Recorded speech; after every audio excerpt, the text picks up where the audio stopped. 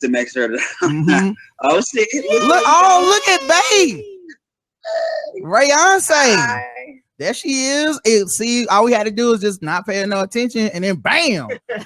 Just neglect Ray on all ends of the conversation. Yeah. It's just like my niece, man. I walk in the room, she be trying to act like she don't want to talk to me, and then as soon as I don't pay no attention, she be coming over there like, "I'm gonna watch it." Wait, so should I put on the microphone inside? No. Wait, can you hear me? Yeah, we hear you. Should I leave? Oh wait, no, I'm turning your mic off though. Hold up, we don't need it there. Okay, we're gonna get an echo. Making you sudden movements, right? We don't want you to knock your stuff off. Yeah. I know. All right, so we good. You got your lyrics, everybody. Yeah. All right. I'm the first one, right? Yeah, and Ray is the second Alex. All right, I'm gonna count y'all down. We're gonna get real professional right quick. All right, so here we go. Okay. In 3. Oh wait, I'm not gonna say 1 and 0. Okay. All right. So okay. All right. In 3, 2. So I ball so hard, motherfuckers want to find me, but first niggas gotta find me. What's 50 grand to a motherfucker like a kid? Please remind me. Boss so hard, this shit crazy. Y'all don't know that shit phase me. The next go 0 for 82, and I look at you like this shit gravy. Boss so hard, this shit weird. We ain't even supposed to be here. Boss so hard since we here. It's only right that we be fair. Psycho, I'm liable to go Michael. Take your pick. Jackson, Tyson, Jordan, Game 6. Hey. That shit crazy. I was trying so hard to be on beat, how I felt that the beat was, but then I forgot. I lost me after like 2 seconds. This is the Blackout Test podcast. You can find us on iTunes and Stitcher and Podomatic and RSS Radio and everywhere that podcast is at. And leave us 5-star reviews on iTunes and Stitcher, and we'll read them on the show, guys. It's that simple. Just write it and make it nice, obviously, and we'll read it on the show. If you want to leave us a 5-star review and it's kind of dickish, we won't read it. If you leave us less than 5 stars, we won't see that either. So it's only one way to get your shit read. All right, be nice. Also, this is July the 10th, and we have some very special guests here that I believe you guys have heard before via our show. If not, then via at this point, the mini podcast that Ray has been on. many. But it's first of all, so the first voice you heard is our boy Alex English. What's going on, Alex? Hey. Yeah, you have heard of me cutting up on everybody's podcast, I'm sure. Yeah. Being the token of many tokens, actually. Not of many. The token of the tokens. You know, I feel 2 demographics. So plug me. They put me. I'm on all the shows right now. I'm so happy. You know, DeRay got arrested today, and we brought Alex in specially to talk about this. Right. Okay. Right on time. Right. Only Alex could cover it. That's all. I rolled to bed, so he got arrested. I was like, oh, I gotta talk about this, and I have something to do with it. Yeah, what do we turn on like CNN? Alex is on there being like, yes. I know it's that me and Ray look alike. It don't help. It don't help at all. You make me. Alex is gonna be on TV with like a purple vest on. Yeah, he gonna go in there talking with them like, well, we know that he says he's gay, but rumors has it that he has a girlfriend named Rashani. Is he gay? Yeah, he's also black, so yes. I mean, he's perfect to cover this. Right, you know they got digging everything about us in our history. Tell us about the movement, Alex. I am Amani. I am great value DeRay. That is perfect. Economy DeRay. You know, DeRay is real defined and well spoken. I'm tacky. Like I am definitely tacky. So, yeah, I take that as a full compliment. That would be Alex is DeRay at Costco. It's great. Yeah. That would be awesome if he did buy a vest and then start. You could have gave me Costco. You didn't have to go. That's Walmart. Jesus. Alex needs to buy a vest and then. Oh, I love, but see, Costco is next level. She gave me Walmart brand. Like that's okay. Great value. You find that in Walmart. Like I don't want to be next. They sell guns and tigers there. That ain't cute. Yeah, you get bags of cereal. Kirkland DeRay. See, there we go. Give me a little bit more than that. You know. You get bags of cereal in Walmart. You know. Yeah. Yes. the magic stars and shit. At Costco, you get boxes that last you for a couple months. Right. Like that. Yo, Alex, you got to get a vest though and just start showing up to protest late. You see what I'm saying? So like after you like once they arrest the Ray, you pop out and confuse the hell out of them. They were like, "Did we just arrest him?" And ask Craig, that is not above me. I would show up late for shit all the time. Yo, what if Alex show up late and do a set though? Yes. That was like, is DeRay a comedian? I don't know. Y'all know they all look alike. Should we arrest him? I don't know. He's kind of making me laugh. Let's wait till after the set. Alex show up with a mic like Baton Rouge. What is going on, Baton Rouge? Hello, y'all. Look at these officers out here today. I got arrested on my way to the set. Oh, Black people be dying and white people be killing them. Am I right, y'all? And you know what, Alex? This set would actually be better than the set you were going to. You probably get more coverage. yeah, Alex. Alex will show up like black people be like Black Lives Matter. White people be like all lives matter. Am I right, y'all? Come on. Can I get something? Nothing out there in the crowd. I wrote this tweet yesterday. It was like, black people be like, I don't want to die. White people be like, we be dying too. And black people be like, bitch, go away.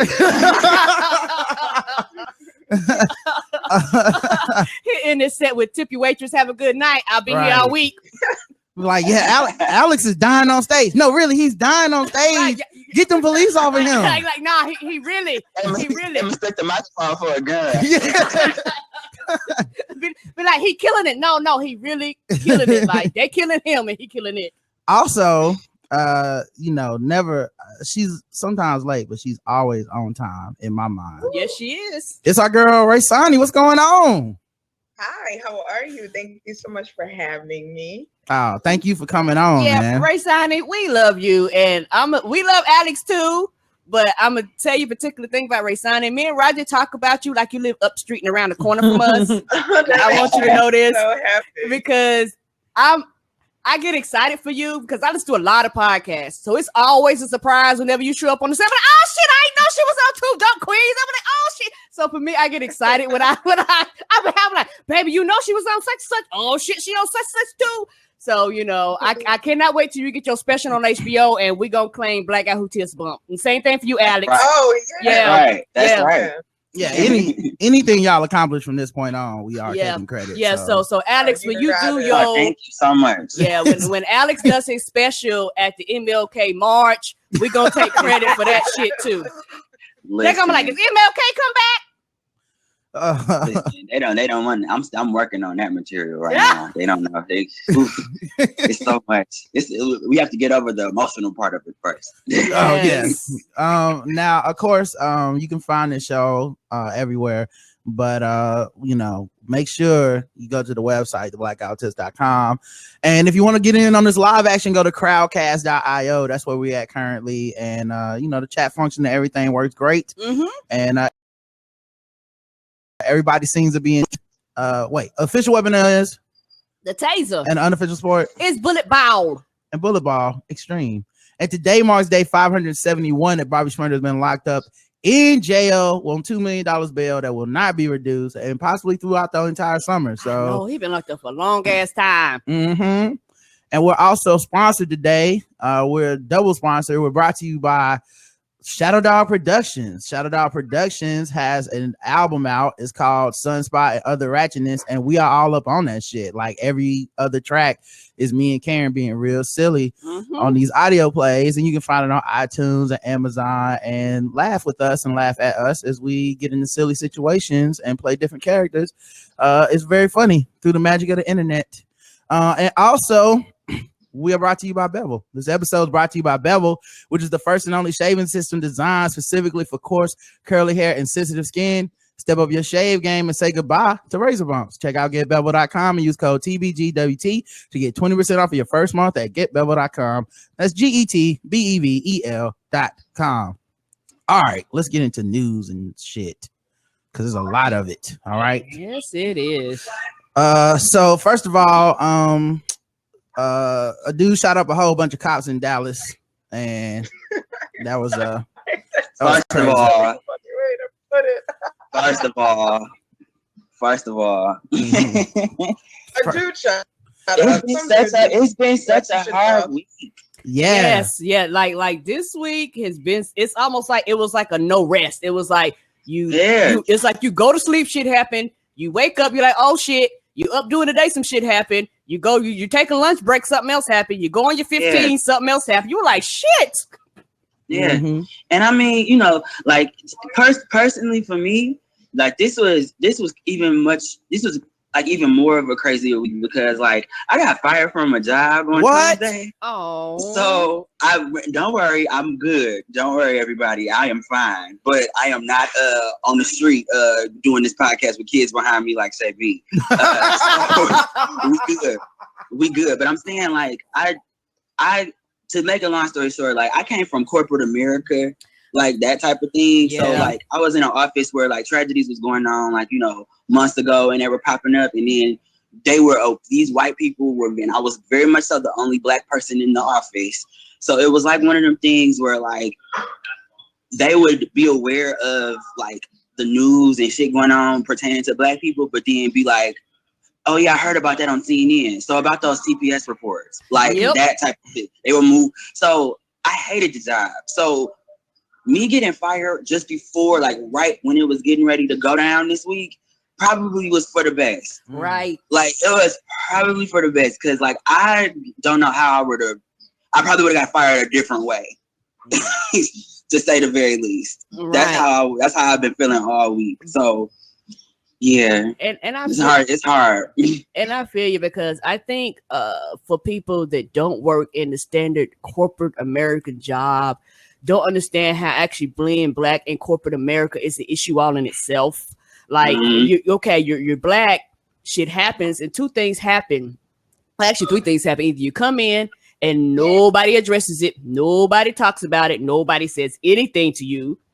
Or either you come in and everybody wants to talk about it. And a lot of times when they talk about it, they're very insensitive. They say racial shit. Or either they be like, well, how do you like this? Or all last I mean, just crazy shit. They make you want to fucking flip the coffee machine over, you know. Or either it's like you where they'll mention it, but then they're like, okay, let's move on to the next thing. And it's one of those things where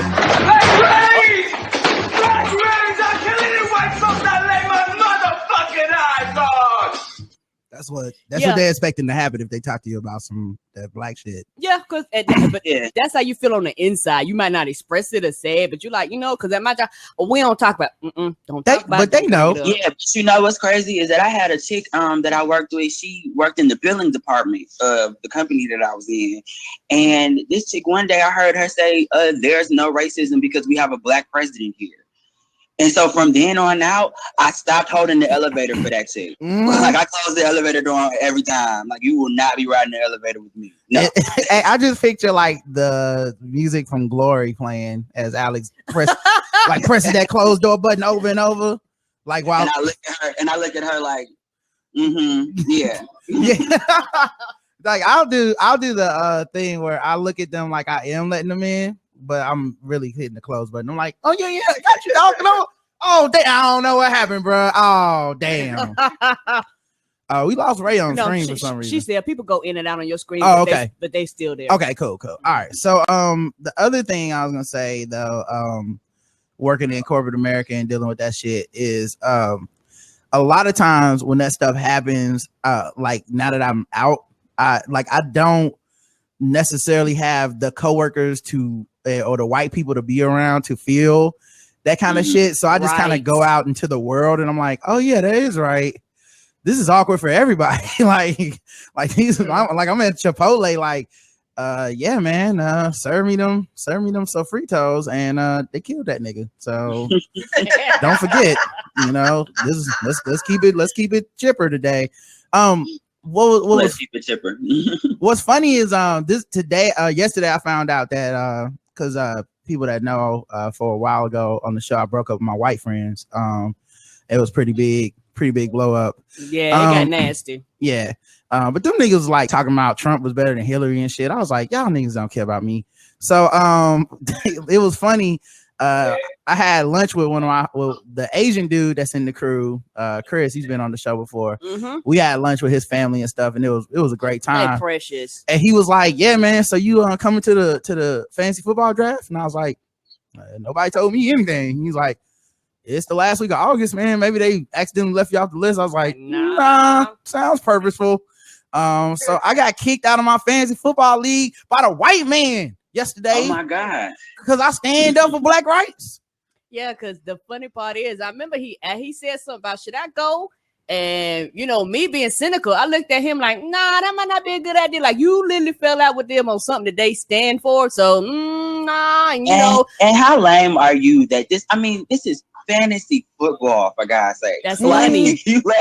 We getting up in arms. You gonna cut me out of a fake league right now? Actually, I'm that petty. And if you guys an argument, you're not coming to my fantasy football draft. So. I'm just saying, personal, because I don't know anything about the like. I'm a sports fan, but does fantasy football get that? Like, do relationships really get built?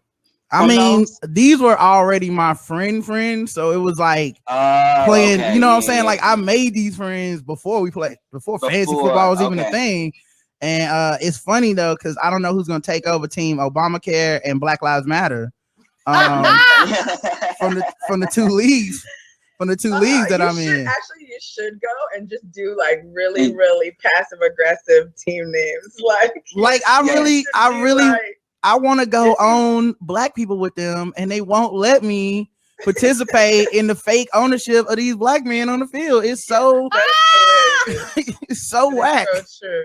Like, your team name should be like slavery should be for everybody. Yeah.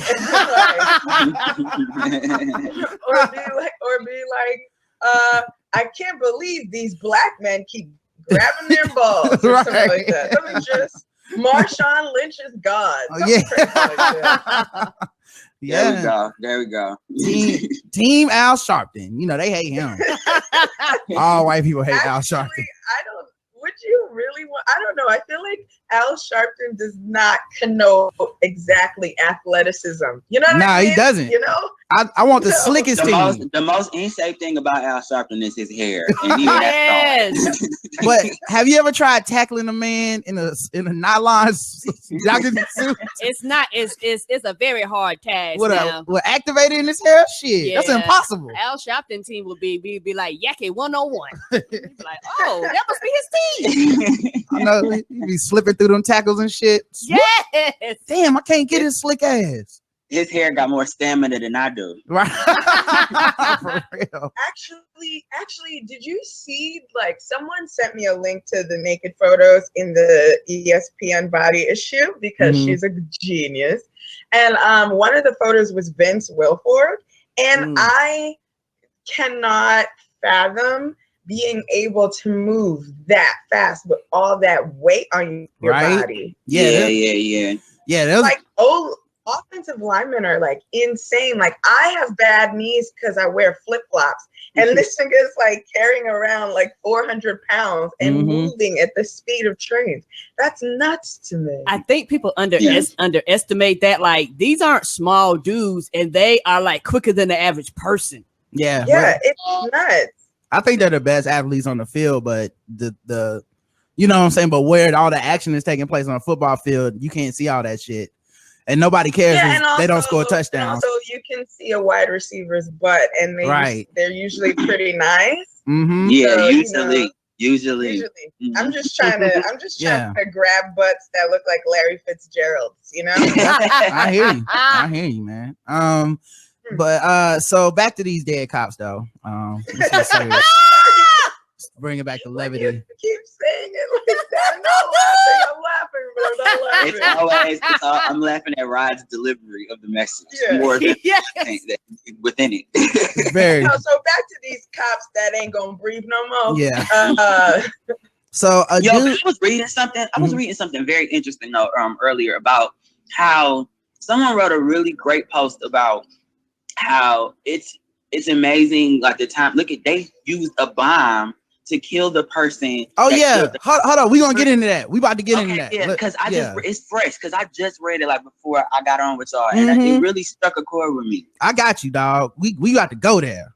We about to get into all of it. So apparently, this guy who did this was he acted alone, according to himself and the secondhand information we have through the police, because apparently nobody recorded their conversation with him or anything.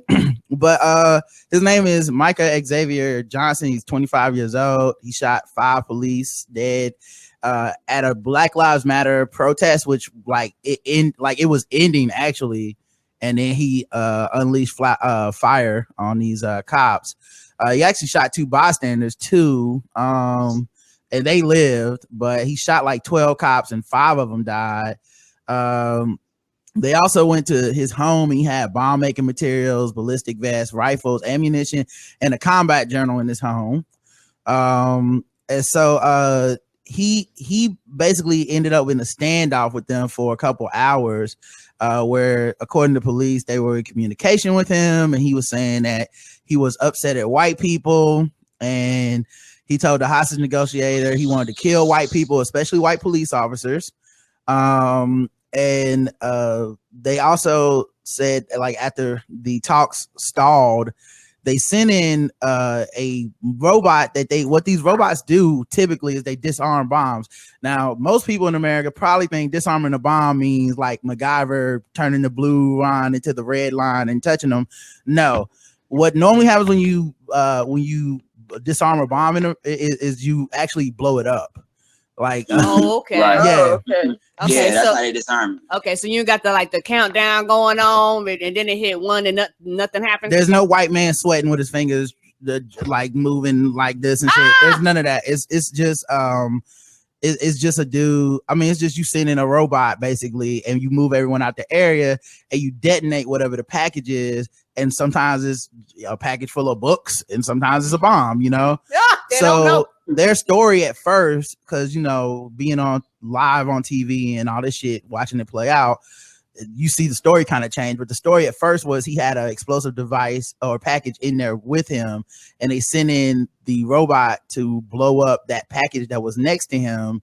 And once it was going to blow up the package next to him, they were like, oh, and whatever that bomb was that was in that package must have killed him too. Then they switched it to, we sent in this bomb robot and blew his ass up after a 4-hour standoff. Of course, that makes sense. How does that make sense? Because that's the shit that they do. Because that is literally the first time that's ever happened in America. They've done that in like the army and with terrorist situations. That has never happened on American soil. No, not in America, but they do this in other countries. It wouldn't surprise me. This is the first time they've done it here. Yeah. And the sad part about it is that their thing was, hey, we got tired of standing off with you. We just gonna send this in. But you know what though? They've had standoffs where somebody he didn't have any hostages. He was by himself in whatever area he was at. They've had standoffs with people longer than that. I mean, they brought in They brought in other people alive. They would actually try the people who did like the Boston bomber, like, you know what I mean? Like the people who are doing these things, they still get tried. Yep. So that puts that in the perspective how the levels of aggression they take with us now. Like even like he's not correct in what he did at all. Like no one's, you know what I mean? But that takes it to a whole nother level. Well, no, I agree that it's horrifying that they basically used a drone on an American citizen. That's horrifying. But we know that if you take cops out, they not saving you. You about to get ever anybody takes out a cop, and I think it's ridiculous, and the reaction is always like outsized and disproportionate. Like, you should not get to bomb an American citizen because he took out 5 cops. But generally speaking, like with the exception of how unprecedented it is to use that weapon, if you at all ever harm a cop, I mean, you like if someone shoots a cop like in New York, even if the cop doesn't die, I mean, the NYPD is like swarming. Remember when last year, after another sort of Black Lives Matter situation, that kid killed the cop in Bed-Stuy, killed the 2 cops in Bed-Stuy, and then basically everybody was like, oh, don't go outside if you're Black because the cops are not playing today. And it's true. Every time a cop gets injured at all, they do not play. And I guess I have a question. Maybe just me and my son. I think race played a part too. Because I guarantee you, if they were white, there's no way that they would have used this against them. No way. The Boston Marathon bomber people shot a cop, and one of them lived. That made it to trial. Like, I think it is selective on the reaction, but I think racial bias is implicit in pretty much everything. So you know, absolutely. The idea that someone doesn't have hostages and they're in somewhere by themselves, you would think. Oh yeah, they totally violated his civil rights, right? Right. But I mean, it's just an unprecedented situation, and it makes you wonder if it'll be, because like, to me, this also lends itself to the militarization of the police. Like, the fact that we're basically giving them the same tools that we use for war, and it didn't take them long to use it in a way that the army would use it to destroy people. So you know, I think and it's because they had this option, right? I mean, like, before they may not have had the option, they would have had to wait this person out, but now it's like, oh, we got a bomb robot and a bomb we can attach to it, let's blow this motherfucker up.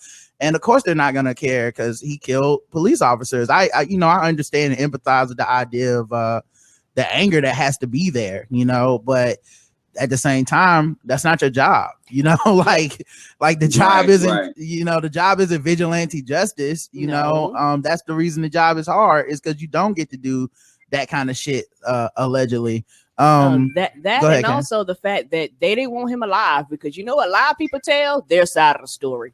Yeah, and also like, we heard all of this shit secondhand via the police, and it always frustrates me when the news does this, because it's like, if nothing else, we should be learning through all of these like taped deaths and falsified reports that you can't just take the police's word. And the police were just like, yeah, he said he was mad at Black Lives Matter, and he was mad at white people, and he was killing white people. And I'm like, did y'all record any of this? Like, y'all record everything else? Like, y'all don't record like negotiations with hostages, with people that have I guess that you're having holdouts with. Y'all don't record that somewhere. Like, it's audio's gotta be there if that happened, and maybe it'll come out eventually. But you know, it's hard to just, for me anyway, it's hard for me to just take their word for anything at this point. Oh, I didn't believe him, and I guess it's just me. And out of all the things that happened, it's one of those things where nobody really knows what was said or done, because the only person that probably could have told their side of the story is now dead.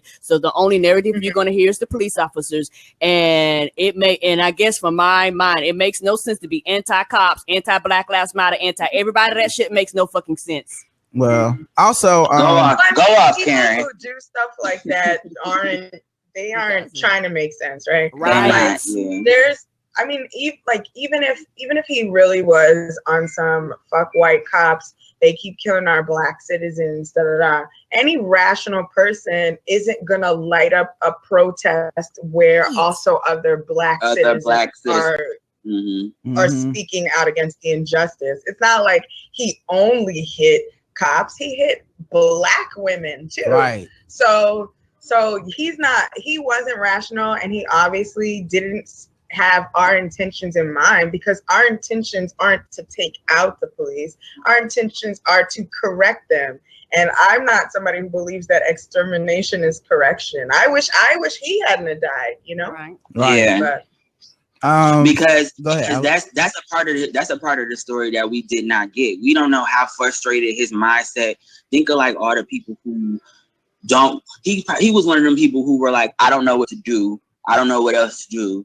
He was probably distraught. Yeah. We don't know where he was psychologically. And this isn't me justifying what he did at all. But that is where we are. Like, how mad, there are different anger levels that we've been having to deal with. And somebody was clearly at their breaking point. Yeah. And the other thing too is, like, I saw people floating conspiracy theories of like, oh, they always have a lone black shooter to disrupt the movement, and the CIA is doing this. He does have family, and they are very much alive and out here. Have they found the family? Have they reached out? I haven't seen anything. His sister and his mom is defending him. Yeah. Oh, she is? Yeah, his sister and his mom. His sister put out a statement on Facebook saying basically she don't want to talk about it out of respect for her family. Basically, don't be coming on her page saying no bullshit. She said, please keep your comments and thoughts respectful. The news will say what they think, but those that knew him know this wasn't like him. Only close family can call me. This is the biggest loss we've had. So yeah, he definitely had family and stuff, because people were trying to like float that out there, like, dude, he just came out of nowhere. But it's it's sad. Like, I think it's just hard for people to imagine, because whenever these tragedies happen, I think everybody has their like own agendas and boxes they want to check off, so that like, well, my group was right and all the other groups were wrong and stuff. We don't know this dude. You don't know what he was into. You don't know what what I'm saying. Like, maybe he was very, very pro Black Lives Matter and also fucking insane, or maybe he fucking hated Black Lives Matter and hated the police too, but was also, I don't know, a fucking rapist or some shit. He got kicked out of the army for sexual harassment of a fellow officer. So like, we don't know, and I think it's weird to try to check off these boxes as information is still coming out about the dude. And I think no matter what, everybody should be able to at least look at the tragedy and be like, it was uncalled for. And if we can't agree on that, then what's the fucking point of life, all right, so at any rate, man, rest in peace to those officers. And that is definitely a new line, dog. Like, blowing a motherfucker up. What's crazy is like the internet is amazing. Like, because that whole situation when it first came down, I know we all saw like Mark Hughes start to get like we saw a cover up. Like, I saw someone tweeted, and it was my exact same thoughts. We saw almost cover up, someone get framed live in action. Yeah. Like, they were trying to blame Mark Hughes for that, and he was like, he's not shooting, he's in the crowd. Clearly. Yeah. It was crazy. Okay, so what he's talking about is, if you're on Twitter, if no one's seen it, yeah, there was a guy at the protest, and he had a assault weapon, but it wasn't loaded. He had even given it to police to like for them to see and basically approve, which is super duper racially biased, right? Like, like, them white dudes that be at them like that, the Bundy Ranch, they wasn't being like, officer, can you check my gun, just make sure this and like, they were like, fuck you, pig, like, it might be bullets in here, that's legal too, you know what I'm saying? But the black guy's like, can you check my shit, I just don't want to get killed today, thank you. So he was walking around open carry protesting, and as soon as the shooting started, they released his picture and said, this is a suspect, we're looking for him, if you know where he is, and with Twitter us got on that ass so fast too. That, I mean, as soon as they said it, they were like, you see him right there walking with the rest of these people. And with us knowing how, that was insane. And with us knowing, like as Ray alluded to, knowing how police are about, their own, everybody was like, so you just issued a death warrant for this man, right? Right. Yeah. And they left his picture, online. The Dallas PD tweeted, like, left it up, and they were, Ray, didn't you post something that they said they were gonna keep it on there because they they do an interview? In Mashable, like, one of the writers for the website Mashable had called them and been like, hey, so like, why is that tweet up? And they respond, the spokesperson, this is a person who is trained to interact with the media on behalf of Dallas police, and all that person said was, because we want to keep it there. Yep. He sounded like a black mother because I said so. Basically. So your little friends take the picture off, you gonna do what your little friends do? Is that what you're gonna do? So I guess if Twitter just jump off a bridge, you're gonna jump off a bridge, Mashable. Click. Sit your little fast ass down, Mashable. But they eventually took it down. But look, man, this dude has such a case. I mean, he had been basically cleared, because I was like up on Twitter that whole night, and it was like he had basically been cleared by every outlet and all of that by like 1 a.m. And the shit was up until 5:15 the next day. Can you imagine how many people didn't see any of the other corrections because the cops left it up? Well, what if something had happened to him in those 15 hours? Yep. And they wouldn't have cared. They wouldn't have cared at all. Right. And the thing about it is that you got to think, all of a sudden, let's say somebody at your job sees, so now you liable to lose your job. People in your community might harass you. All this shit. Yeah, that shit. And he in Texas. So. Yeah, it was basically punishment for him having the audacity to protest using the open carry law in his favor. It's definitely like a punishment for him being an audacious black man on that day. You know? Yep. It was like, look at his ass out here with this gun. But you know, of course, me and Ray had to turn it into a thoughtful moment because I texted her. I was like, all jokes aside, but can we agree that Mark Hughes is beautiful? That was a beautiful man. Yo, for real though. His brother is finer. But then she was like, his brother's finer. So we over there arguing over which one. I actually, you know, like all jokes aside, man, Micah X Xavier's beard game improved his body in life for real. So I'm just saying, man, you know, get the beard game tight. I wanted him to get a fair trial so I could look at him a little bit longer. Yeah, the dashiki pics compared to the army pics. I was like, yo, this nigga came up, bro. Like, respect due. You know what I'm saying? I mean, despicable. Oh my god, seriously? Actually, the next morning, my Hotep lover texts me and he's like, yo, he was wearing the dashiki, yo. I don't know how to process any of what is happening to me. I'm getting a text from my Hotep lover celebrating this guy's dashiki. And I'm like, all of this is wrong and hot and wrong. Wrong and hot, but mainly hot. All right, so what I have to do real quick is I have to start a new session, and I have to invite you guys because these sessions are limited to 90 minutes. It only take 1 second. I'm just going to invite you guys over, and it'll keep the party going. I'll add you back to the screen. So give it 1 second, y'all. Hold on. It automatically gonna move.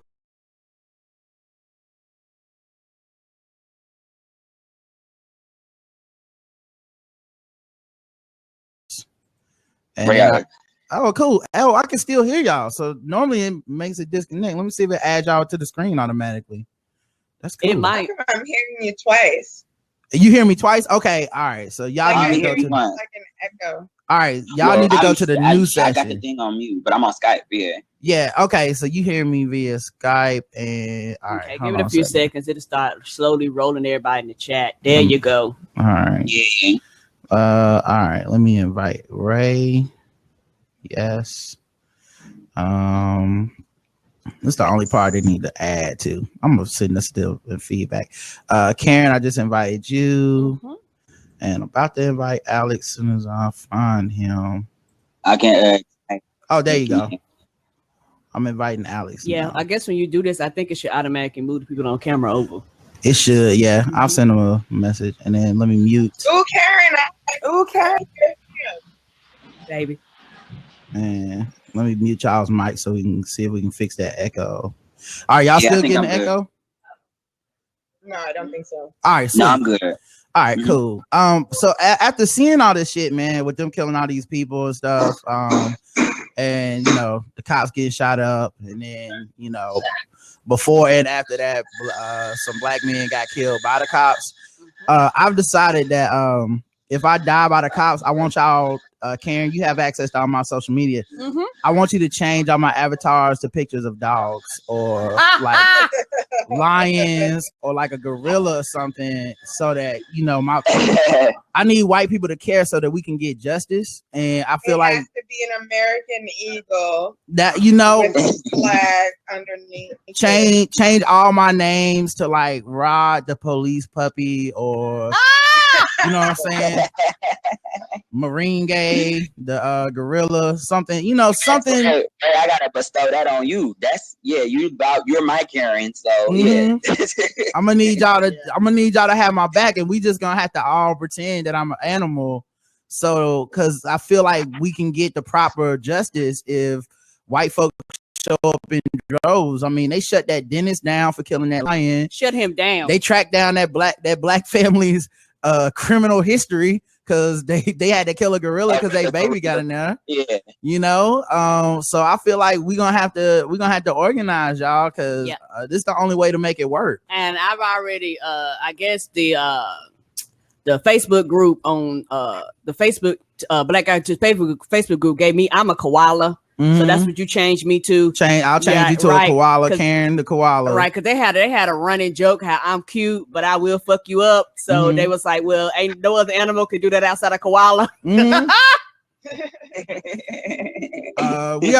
already alluded to this other story, but so there was a protest in Baton Rouge over the deaths of Alton Sterling and Philando Castile, and of course they arrested everybody. Like, just arrested like 100 people that were peacefully protesting. Came and got people on the side of the street when they weren't even blocking the street. Just locked them all up. I know DeRay got arrested, or if you follow the people that hate him on Twitter, he staged an arrest because it's so glamorous. For the Instagram, he did it for the Vine. For the Vine. For the Snapchat. It's such a invigorating and fruitful job. yeah. What's wild is I remember a long time ago being like, it's gonna be weird to watch like what happened to Sharpton and Jackson and anyone who stood against like white people for too long. Like, eventually everybody turns on them. You become the enemy. And I was like, it's gonna be weird to watch it happen like on social media in real time. And it's already well underway where people are like trying to just like anything they do, there's always an undercurrent of somebody telling you why it's some bullshit, no matter what. It's like, right. Like nobody's good. Also take into account, considering his following, that 1 or 2 people represents a very larger, much but silent group. Yeah. Which is weird because like, especially when you see black people doing it, white people can't wait to find a way to discredit this shit. Yeah. So it's like one of the reasons I don't really give in to like when people shit on Sharpton and Jackson was because they're like for a large extent they did a lot of good work and they spoke on a lot of issues that people didn't want to talk about. And the reason black people might have misgivings about them are so fucking different from the reasons white people have misgivings about them. Right. But the ultimate goal is to dismiss their point. So it's like, oh, this motherfucker showed up to say that they shouldn't have killed this black man. God, I hate Sharpton. And I'm like, I don't hate that part of him. You know what I mean? Like, really? I was mad at the perm. I didn't know we were. That's my only grief. Yeah, I think he should stop wearing tracksuits. That's kind of crazy. And they're like, nah, I just think he needs to stop existing. That's all. So 2 things. Because I was reading some girl's thread this morning, and like part of her complaint was that she felt like DeRay came to Baton Rouge to make it about him, and like that could be true. I mean, right? Like, if anyone takes on a public role of any kind, you are using yourself to advance any kind of cause or whatever. Yeah, yeah. Because I mean, but isn't that the point? I mean, you stage or you bring attention to things in any way that you can so that they get addressed. It's not like if someone didn't arrest DeRay, that would hear much about the other people who got arrested. So it's like, so this woman wants there to be like an absence of DeRay's public persona. But if DeRay doesn't get arrested there, then we're not talking about the arrest that happens there. Yeah, Exactly. I mean that's part of it, but also it's just the persistent it's just a persistent way of making standing up for black people thankless. And that's the problem I have with it is, let's say he went down there not even about himself but just to support, they would still say the same shit about him. Like, it doesn't matter. It's standing up for black people is supposed to be thankless. You're not supposed to ever profit off of it. You're not ever supposed to get a higher profile off of it. You're never supposed, like, nothing good should happen to you. You know what I'm saying? You can't get a better job. Not like, you're standing up for black people, so you need to fucking be penniless and die a homeless life, or some motherfucker needs to kill you. Like we want, like, and it's sad because black people as well have bought into that myth, and it's a ridiculous notion in my opinion, you know, like because we don't require that from anybody else. If you stand up for Jewish people but you also happen to be very fucking rich, or you create some sort of entity that enables you to live off of it, no one goes, yeah man, that motherfucker ain't real, he got a house. You know what I'm saying? Like, that's some anti-black shit in my opinion. He got shoes on his feet. He ate dinner yesterday. Yeah. Right. But I mean, the thing is, it's not like DeRay is walking around here in like the hottest fashion every time you see him. He's usually in the same clothes. Right. So y'all know whatever support he's getting, he's not spending it frivolously, or he's out here shoving a new lifestyle in your face. No, he's on the ground. He's traveling. Like, he's being very visible and necessary. You know, unfortunately, what I realized, and in that scope, if he gets arrested, his arrest is going to be far more significant than the 10 or 12 other arrests that happened before him. You know what I mean? Right. So it becomes more of like that perspective of him being the face really comes more because we've seen him on CNN. He's on Twitter every day. Like, but we need that. You know what I mean? Because those type of leaders only come around once in a blue moon. And we know that, and also we know that 100 people were arrested alongside him. Like, a lot of people, it's sad, but the social part of social media is based off of people and their fucking, you know, their bullshit. And part of that being that, one, people like to follow a leader or a person or a thing, like okay, this guy got arrested. Yeah, well, also you're now aware that 100 other people got arrested in just you know, illegally, by the way, as well. The other part of social media means, because it's social, for everything someone does that is good or altruistic or whatever, there's always somebody that doesn't like that person, and that precedes everything. Like, through that lens, it precedes everything. So if I don't like you, then all of a sudden I can come at you no matter what you do. They can find a way that everything you do and stand for is bullshit, period. Like, listen, DeRay is better than me, I'll tell you that. And everybody else who got all these, because they get attacked online all the time and just handle themselves with the utmost, like, you know what, I'm not doing this with you. Listen, I be done told everybody, fuck y'all, kiss my ass. And you know what's even crazy? That brings up to the point that you saying that somebody don't like you, right? Listen, I got way too many men out here that hate me that I have dated.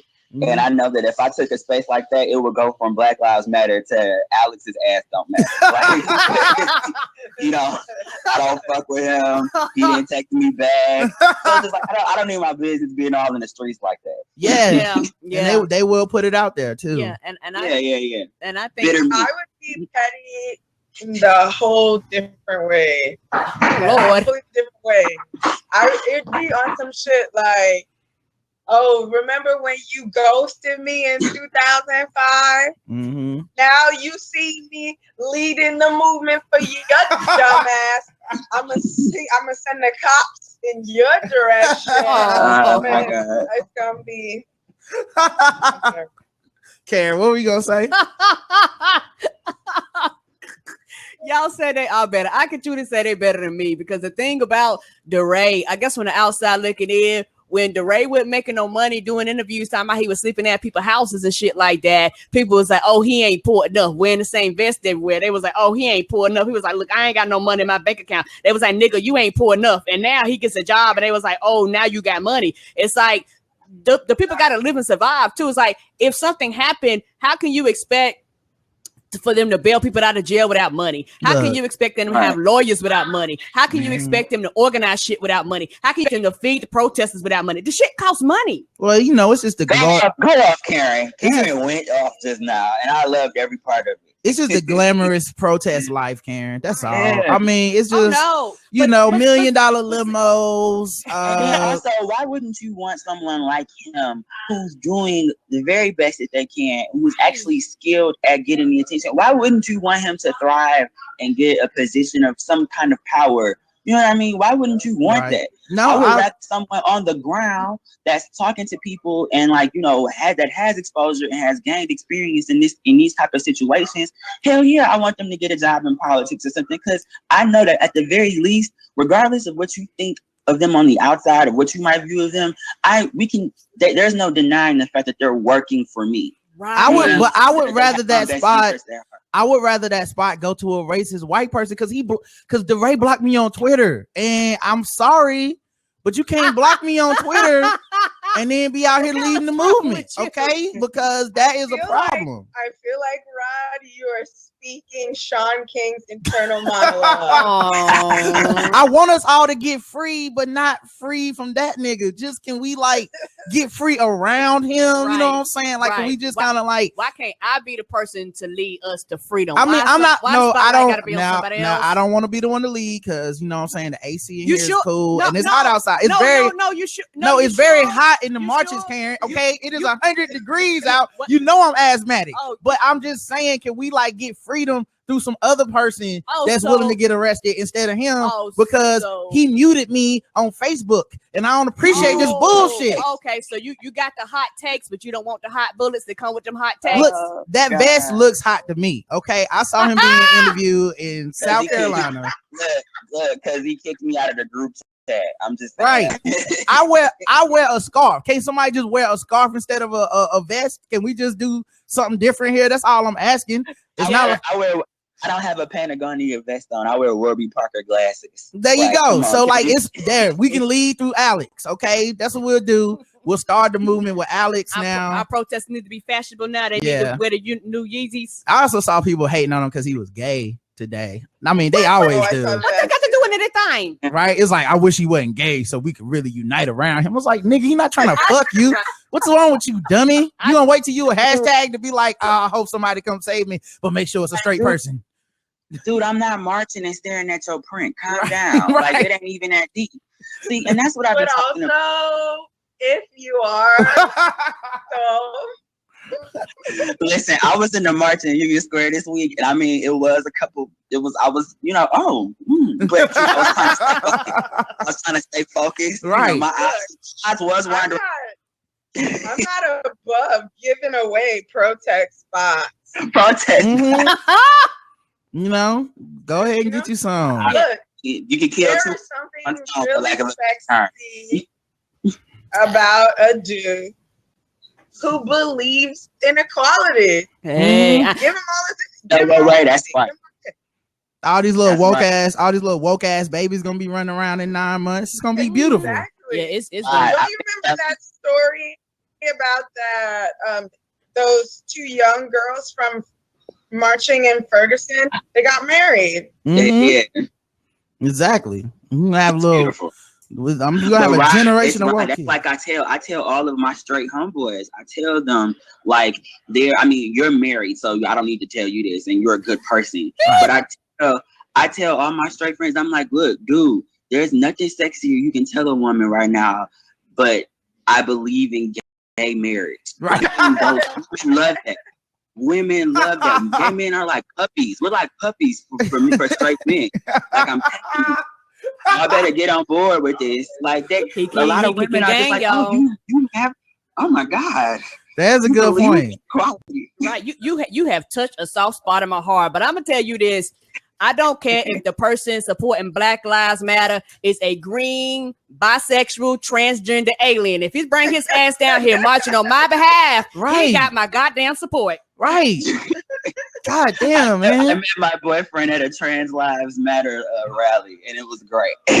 Yo, niggas can hate anything, dog. Like that's what social media has proven to me is somebody. If you name something like, no matter how universal you think it is, it's somebody on the internet that fucking hate that thing, and it don't matter what it is. You know what I'm saying? It could just be like, niggas hate oxygen, right? Right. You like, man, Harriet Tubman, man, she was such a great hero. Nah, man, see, that bitch didn't even get her hair did right. You like, God damn, for real? Right. But it's just, you know what's so crazy about the deconstruction of DeRay and like the comments that, because like I said earlier, one person's comment, because I put a tweet out today, and then some people were like, well, you know, it's not all straight men. But yeah, You're right. It's not all straight Black men that are coming after us, and I appreciate that support. But those one or two people on Twitter speak for a large amount of people who are otherwise being silent. Mm-hmm. It's not just them two. And so we have to call that into attention. And my thing is like, DeRay is not even, and I talk about this a lot with other people. It's like, DeRay, you talking about, oh, I can't take the lead from a gay dude. It's like, dude, homie, look at DeRay. You're not gonna walk on the street and like, you know, be uncomfortable with his gayness. You know what I mean? Like, why does that matter? But why does it matter? But that's what I'm saying. Like, you would think most of the time, the minute they hear gay, it turns into a whole different, like, soon as they, like, most men's idea of gay turns into feminine. It's a very sexist and misogynistic, like, oh, I can't take the lead because it's like, I'm basically taking I might as well be taking the lead from a woman, and I wouldn't do that. Right. You know what I mean? Like, I know that's the level they're thinking on. You know what I mean? Right. So, yeah, I mean, the guy, sorry to cut you off. The guy no, you good. whose thread that was anti-gay DeRay, I read the whole thread, and it was literally like, I used to respect DeRay, but now he's supported mostly by radical feminists. Mm-hmm. And he was like, and I really loved Black Lives Matter until I heard Netta talking, and she's on that ecstasy of radical feminism. I was like, what?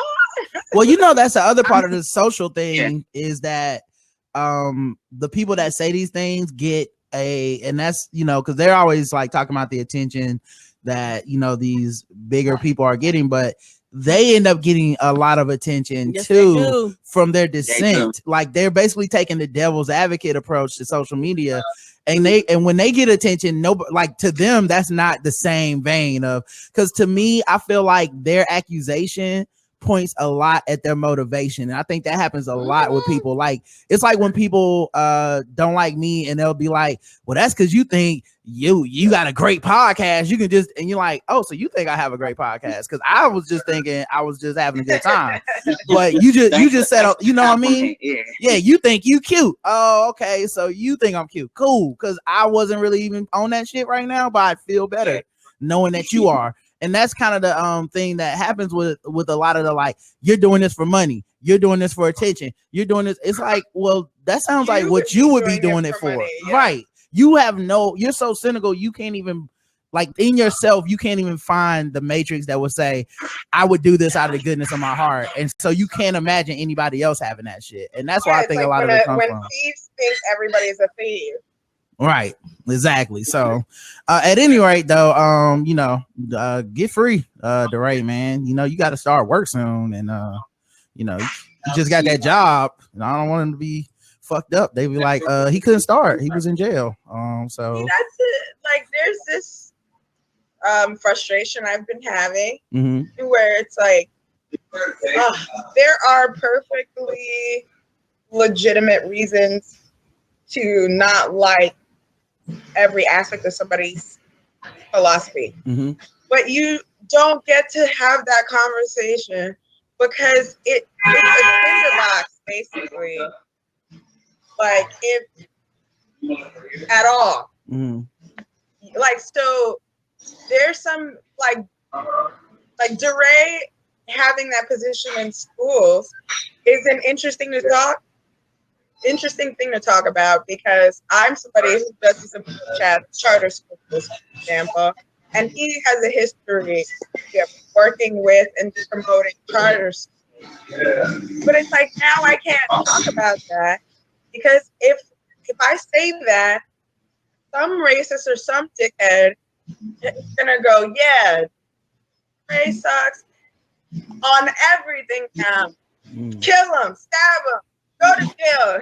Well, I mean, context matters, right? So it's like if the thing that, like, if you have a history of being against this thing, and this is just another continuation of that, like, it wouldn't matter who got the job, you would be against it. I feel like that's a little bit different than waiting till DeRay gets the job, and that's your now you want to speak up about it. It does seem targeted because when you pick to speak up about something, also matters as well. Wait, is there a TV in the background? Yeah, I don't know. Yeah, I'm trying to. That's me. I'm trying to keep that at bay. Hold on. Okay, all right. But yeah, like, what? Do I hear a murder? Right. But yeah, I do think it matters when people, like, you know, it's like when you bring it up matters as well, you know, because it's, you know, there's a, like for example, with him getting that job, I personally, like, if I was against charter schools in general, that's still the person I'd rather have that job, like, because charter schools aren't going to go away. So, you know, and it's kind of like the Bernie Sanders thing, and this happens a lot with social media, where because you can point a problem out doesn't really mean that you've like solved anything or made anything better. But everybody is so fucking proud of themselves now for being able to point problems out. But everybody knows problems exist. So it's like, yeah, I agree. Charter schools are fucked up. But since they're not going anywhere and the job's got to go to somebody, please let somebody that cares about black kids, somebody that cares about LGBTQ youth, so like let that person get that job. Because what's been happening, and one of the reasons they are fucked up, is because the people that go into that system are all buying into this idea that niggas ain't shit, and you know, let's take these white kids and get them away from them so that they can go out and flourish with better resources and money allocated towards them. You know, they've aided in white flight, you know, in Charlotte, we've seen it happen, you know, so like I can completely get it, but like I said, I still would rather that person be DeRay than some other nigga that, or not even nigga, just somebody that completely is bought into the system. Right. And wouldn't dismantle. I guess it's not so much that I don't want him to have the job. I'm just kind of, I guess this is also just my own issue because I've been wanting to talk about some things, not DeRay, just black shit. And I can't because I'm so worried about the complications of criticizing certain black behaviors in mixed companies. Yeah. Like, I am having such a hard time with the relationship with black men and black women, particularly as it's performed in social media spaces and in public.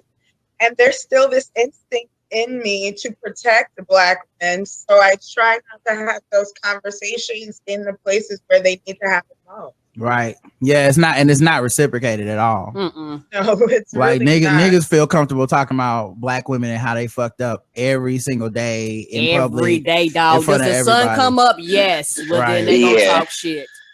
So I can relate. Like, the other day, someone posted a meme and it was like, well, will those Kim Kardashian and all these foreign and exotic girls you prop up so much go to war for you like we do? And I'm like, I understand the point of this meme, but the implication is that it's my job as a black woman to go to war for you. Right. And that's part of my value. Right. And so some black man comes to me and he's like, your comment is ridiculous because you might have a black son one day. And then I was like, this is exactly the point. You've reduced me as a person to just a baby producer. To a baby producer of a black male. So now I have to do emotional labor for you. Yeah. Because eventually I will literally do labor and produce a black kid. And I meanwhile, don't even want kids. Me either.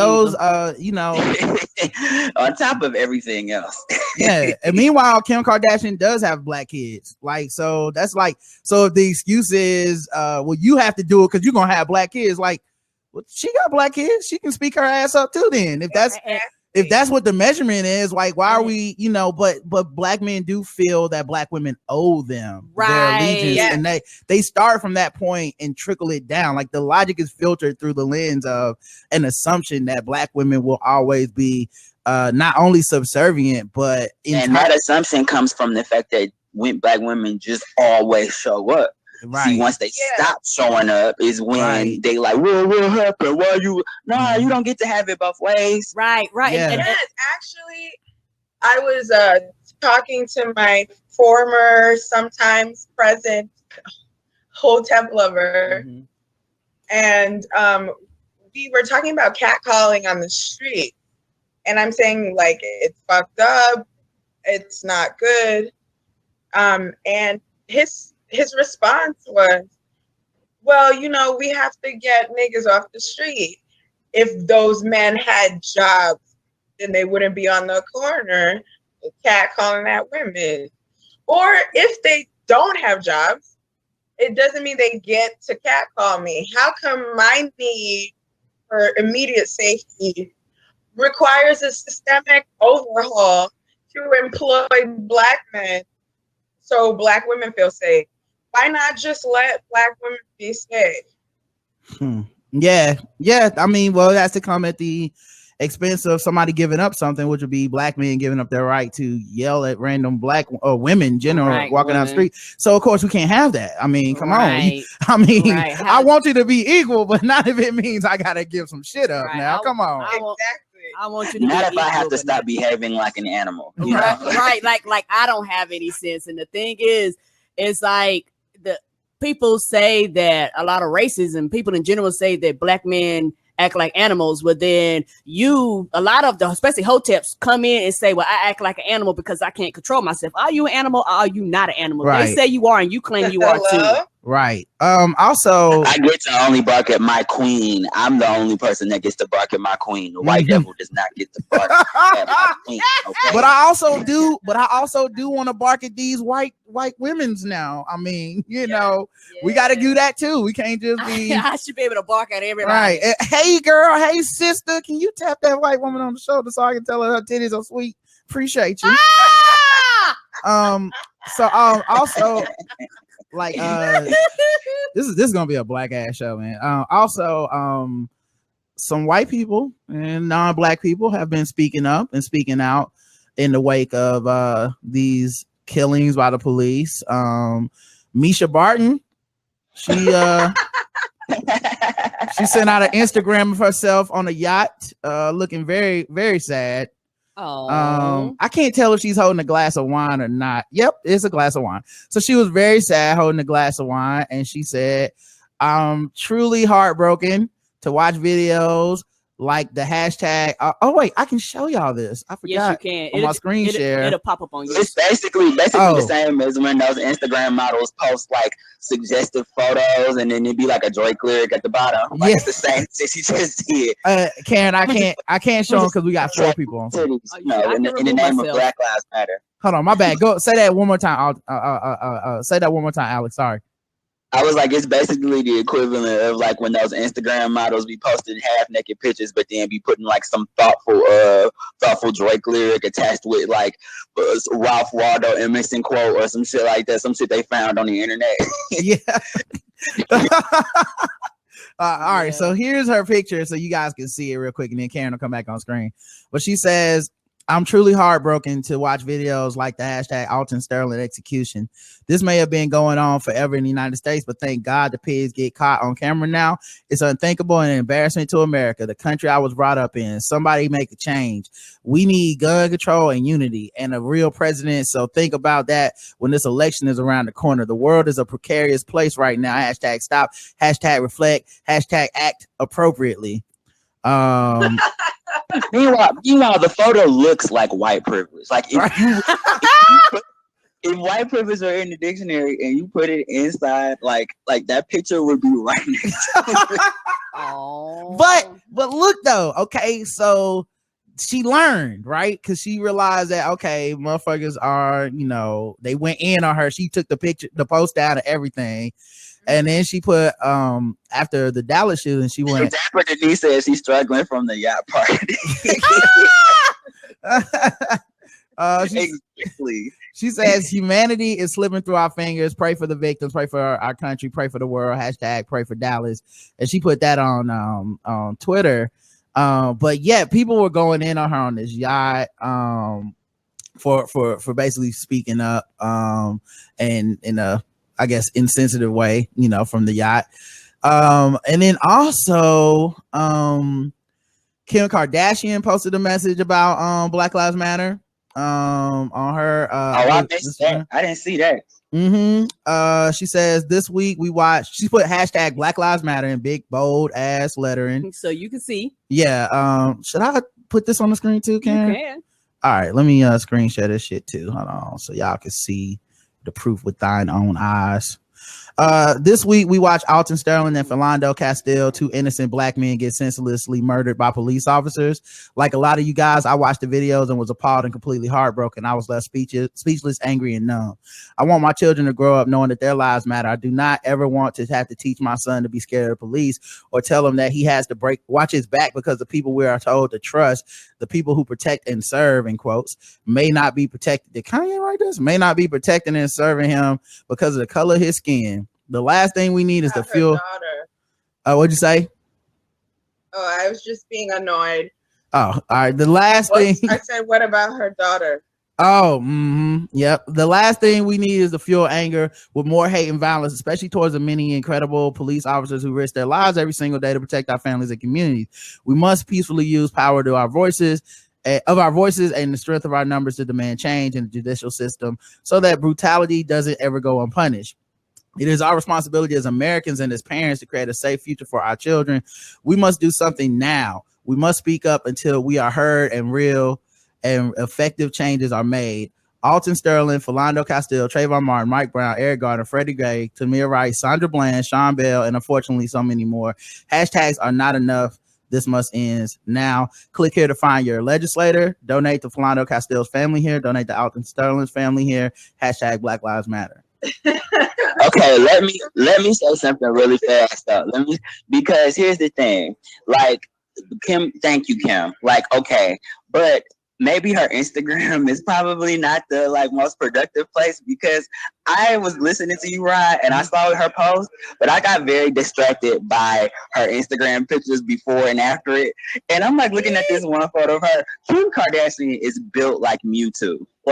She is built she has it's so crazy. I'm looking at this and I'm I'm reading the words that you're reading. I'm listening and I'm those words could not have come out of this. It's so mind-boggling. Ray, was you about to say something? I know. I'm kind of thanks, Kim, but I'm also a cynic, and I'm she saw Beyonce's post, and Mom, go get the ghostwriter. I miss Beyonce post. Where I been? Well, I'm getting to all this. Oh, okay. I'm sorry. everybody it's gonna be more show. You prepared? You actually did some work? Okay, all right. Well, I guess I'll trust you this time. Sierra wrote it for her while she was getting banged out by Russell Wilson.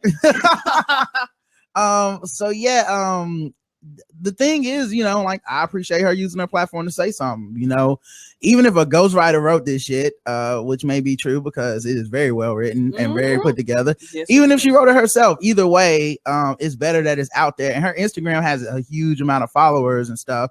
And what I'm not reading is all the comments that these people are getting back for this shit. Cause that's the part, everyone always kind of comes down well, yeah, you said something, so what? But it's yeah, and then I guarantee she was told the same shit that they tell every black person that talks about this shit as well. And some people even worse, because it's oh, you betrayed me.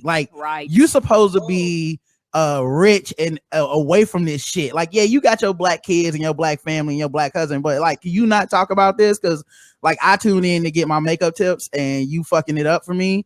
I don't want to think about this racial disharmony. And you're saying, like, she's used the words, the police murdered those dudes. So, you know, it was very, in my opinion, you know, it's a very passionate move to even put it out there, because you're gonna take some heat for that shit. Nobody gets away free. Misha Barton, the first response to her shit was somebody being like, really, you call them pigs or whatever. Like, it was just like, it's weird. We live in two Americas, basically. Like, one where, you know, people absolutely are, you know, people like fucking resent the fact that you would even mention that the police could not be perfect and that black people deserve to live and go home every day. Like, that's a revolutionary thing to say. And when it comes from white people, is like they get half, like twice the attention and probably half the fucking flack, but they still catch it. You know what I'm saying? Yeah, like, black people are legit like, I don't want to get shot by the cops, and there are people who are literally like, but wait, right? like, hold up. Think about it from this angle though, right? Think about it from so you don't want to get killed, okay? But think about it this way. But what about? Well, actually, have you considered that you might need to get killed though? Think about it. See what I'm saying? We've been killing you for years. That's all I'm saying. Serena Williams, after she whooped another white woman's ass to win Wimbledon. She always. Do y'all realize something? Every time at the height of like tragedy for black people, Serena always shows up with a win to like lift our spirits. It always happens. It did make me feel better, because she there for the people. Because you know what? When Beyonce show up, you start winning shit. She said Beyonce inspires her, by the way. Did y'all see the video of Serena's mama passing her the water behind her on Vine? Mm-mm. It was like Serena was sitting in front and Beyonce was sitting in back, and then I guess Beyonce was thirsty. She made it known, and Serena just did the blackest mama shit ever. Grabbed a bottle of water, didn't even look back, and was just like, "Yo, here you go." Like, you're handing Beyonce like water, like it's no thing. You know what I mean? Like, and then she kept her eyes on the game too. It was a very black mama moment. It was like, oh, I'm not. Beyonce said thank you. She was like, "You're welcome." Okay, what is Serena doing? Because I'm not missing a second of this. Like, she is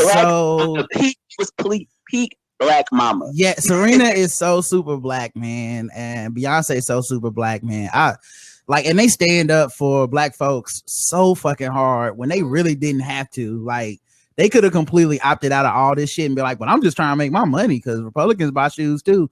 And they both put their shit out there like, yeah, so if you don't fuck with black people, you don't fuck with me. But yeah, so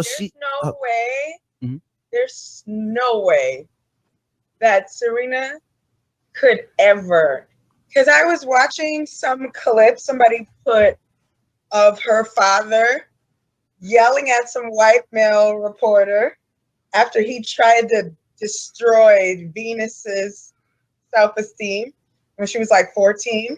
Have you seen this? Mm-hmm. I saw it on Twitter yesterday. Yeah, it's just like, it's fucking glorious. She said she's confident. You are talking to the image of a young black child. Leave it at that.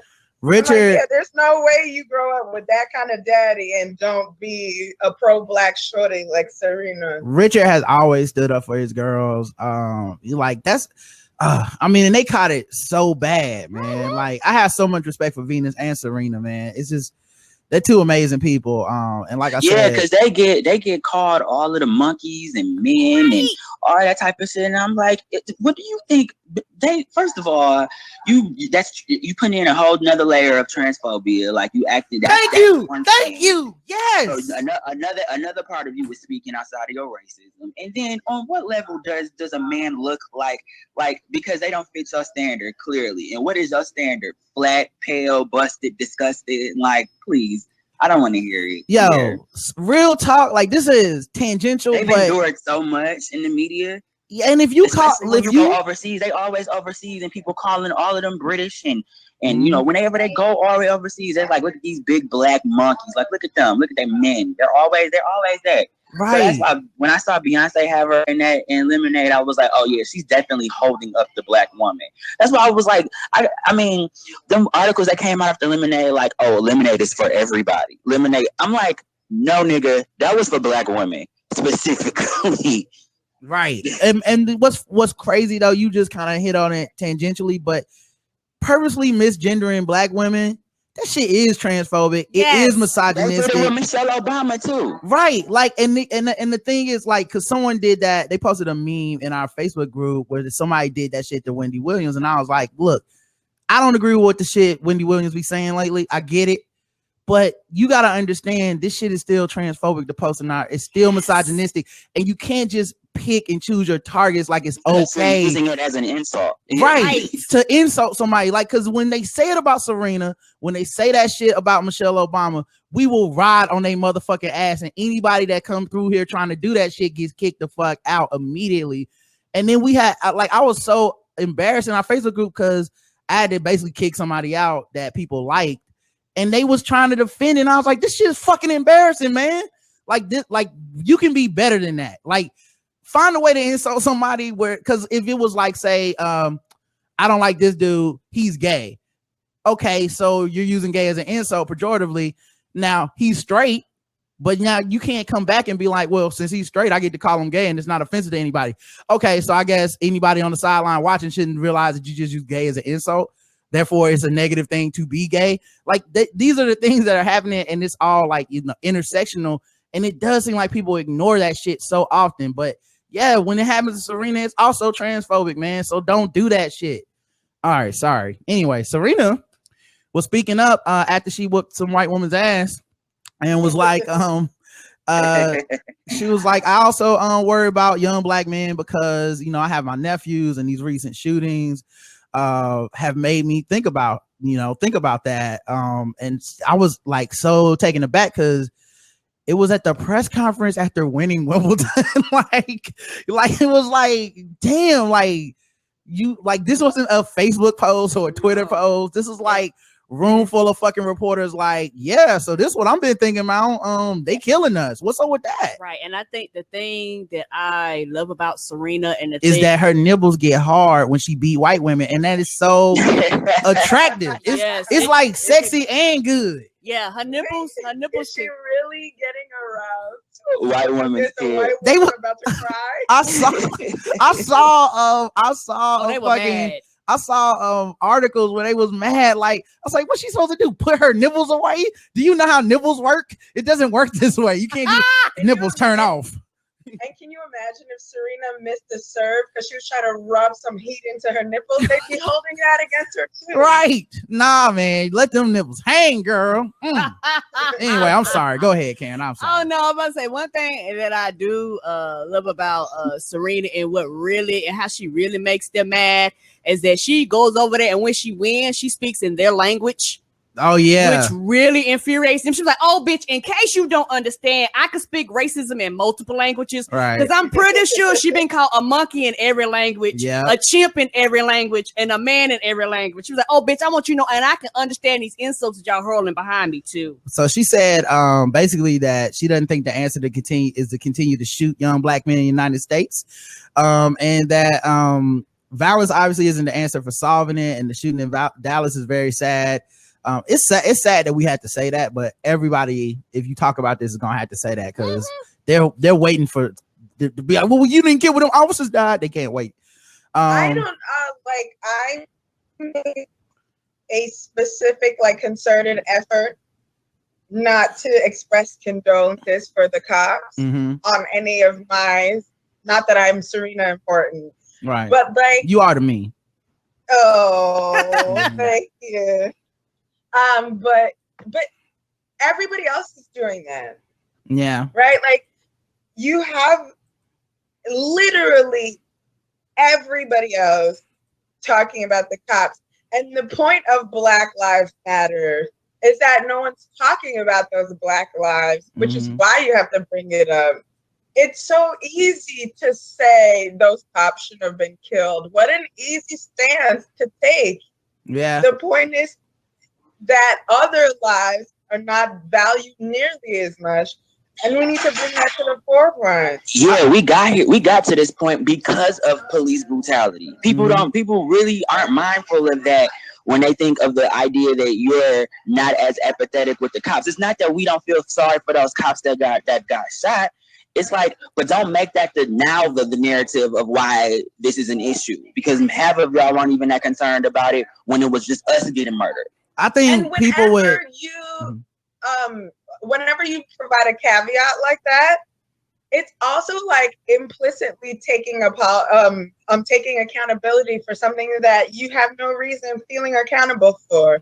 If you say we shouldn't respond to cop violence with more violence, then you've taken on the belief that the person who killed those cops seems to come from the same place that you do, and he doesn't. Yeah, well, I will say this. I think people with platforms at large have to say that for expedience, because honestly, they don't have all day to be getting chastised for not saying it. Like, it's like, that's my guess. It's just, let me just do this shit now so that you motherfuckers will not try to turn what I'm saying, twist my words into support of this. Cause it's sad, but it's like Trevor Noah's Daily Show monologue, but he was like, I kind of rolled my eyes at it. Yeah, but he's right. You like, those things are not equal and opposite. Like, in America, we have framed it where if you're pro Black Lives Matter, the narrative now goes to, well, you don't mind when cops get killed, and then so you're pro cop, you're now, well, you obviously want Black people to die. But I think if but I guess I took exception to the clip I saw from that monologue. What I didn't like was that he sort of was advancing that it's good to be pro-cop. I genuinely believe you shouldn't be pro-cop in the sense that you shouldn't have to be a cheerleader for public servants. The persons who are victims, generally speaking, en masse, are the Black people that we're trying to protect. And I felt even with Trevor Noah's monologue, there was some equivocating to appease white people. It definitely was. You have to indicate that you are pro-cop. Why the fuck do you? It's a given. They are public servants and they do a job. Why do I have to now announce that I am glad the cops do their job before I say that they're sometimes not doing their job right? Yeah, if the point is times not doing it. If the point is to point out the harsh unfairness of the scope, yeah, I agree. But at the same time, it's expedience. That's why. Like, I don't have all fucking day to be arguing about this. Like, just try saying some of this shit on Twitter with no context. Just try being like, I shouldn't have to say that I fuck with the cops, that I support the cops. Like, you're immediately troll after troll after troll after troll, and we don't have nearly the platform of these public publications, so that's why they do it. It's like, it's the same reason that every Black person that's on cable news, when they talk about the N-word, is anti-N-word, or they don't talk about it, because they don't have the people that are pro N-word, like a Goldie Taylor or fucking Michael Wilbon or something. They catch shit. I love that clip of him, by the way. It's great, I'm glad you said this. Right, but he also doesn't go on social media at all. Like he knows that that's all it is for him now. So I understand why they don't want to feel the harassment. So it's like, let me frame my argument so that I can tell you I'm pro police doing a good fucking job, and I don't want them to die. I don't want them to get killed, but also that does not mean that I now have to be against Black Lives Matter. And it's sad that you have to make that conceit to whiteness, basically, because that's what you're doing, because there's a lot of white people that equate that shit with being anti-police. But at the same time, that's the audience of the Daily Show. Yeah. You know what I'm saying? Yeah. That's the audience of Misha Barton's of Instagram. That's the audience. Like, they're not talking to me. I never feel like they're talking to me. When these white people that like Tim Wise and this new dude, something white, Sam White, I don't really. Macklemore, which is the funniest last name for somebody, right? But it really is though. But Macklemore, like, they're all preaching to the choir for me. I don't need to hear a word they ever say. I'll be fine. I can die never hearing a word they've ever said. I'm gonna be fine. The black leaders have already been saying, but otherwise don't get a chance to. People don't listen to. Right, white people need to hear that shit. Like I was thinking about something Ray said because I've been thinking this shit for a long time. Well, two things really. One thing is, as Serena's done, as Kim Kardashian's done, as everybody's doing, and I can't really distinguish if it's just because we have video or if it's just because they're black men, but everybody's like galvanized right now by the current deaths. Like 154 people, I believe, have been killed, or 124 people this year. Not all of them have been black men, but the ones that we seem to rally around, other than Sandra Bland, it seemed to be black men. Yes, sir. You know what I mean? Like it's consistent. Like at this point, it's almost like cliche because it's like, okay, well, this will take off. It was black dudes that got killed, so we'll be talking about that. I mean, we didn't see Freddie Gray's death necessarily on tape, but people galvanized around that. And I feel like part of that is because the people that have misogyny issues, homophobia, transphobia, all this shit, those people will never show up for anybody else. But when it's a black man, it's easier to sell. It's like, okay, cool, I'll be at the march. What time are we doing that? But when it's anyone other than a black man, the message, you better be straight too. You better be straight. Yeah, you got to be straight too.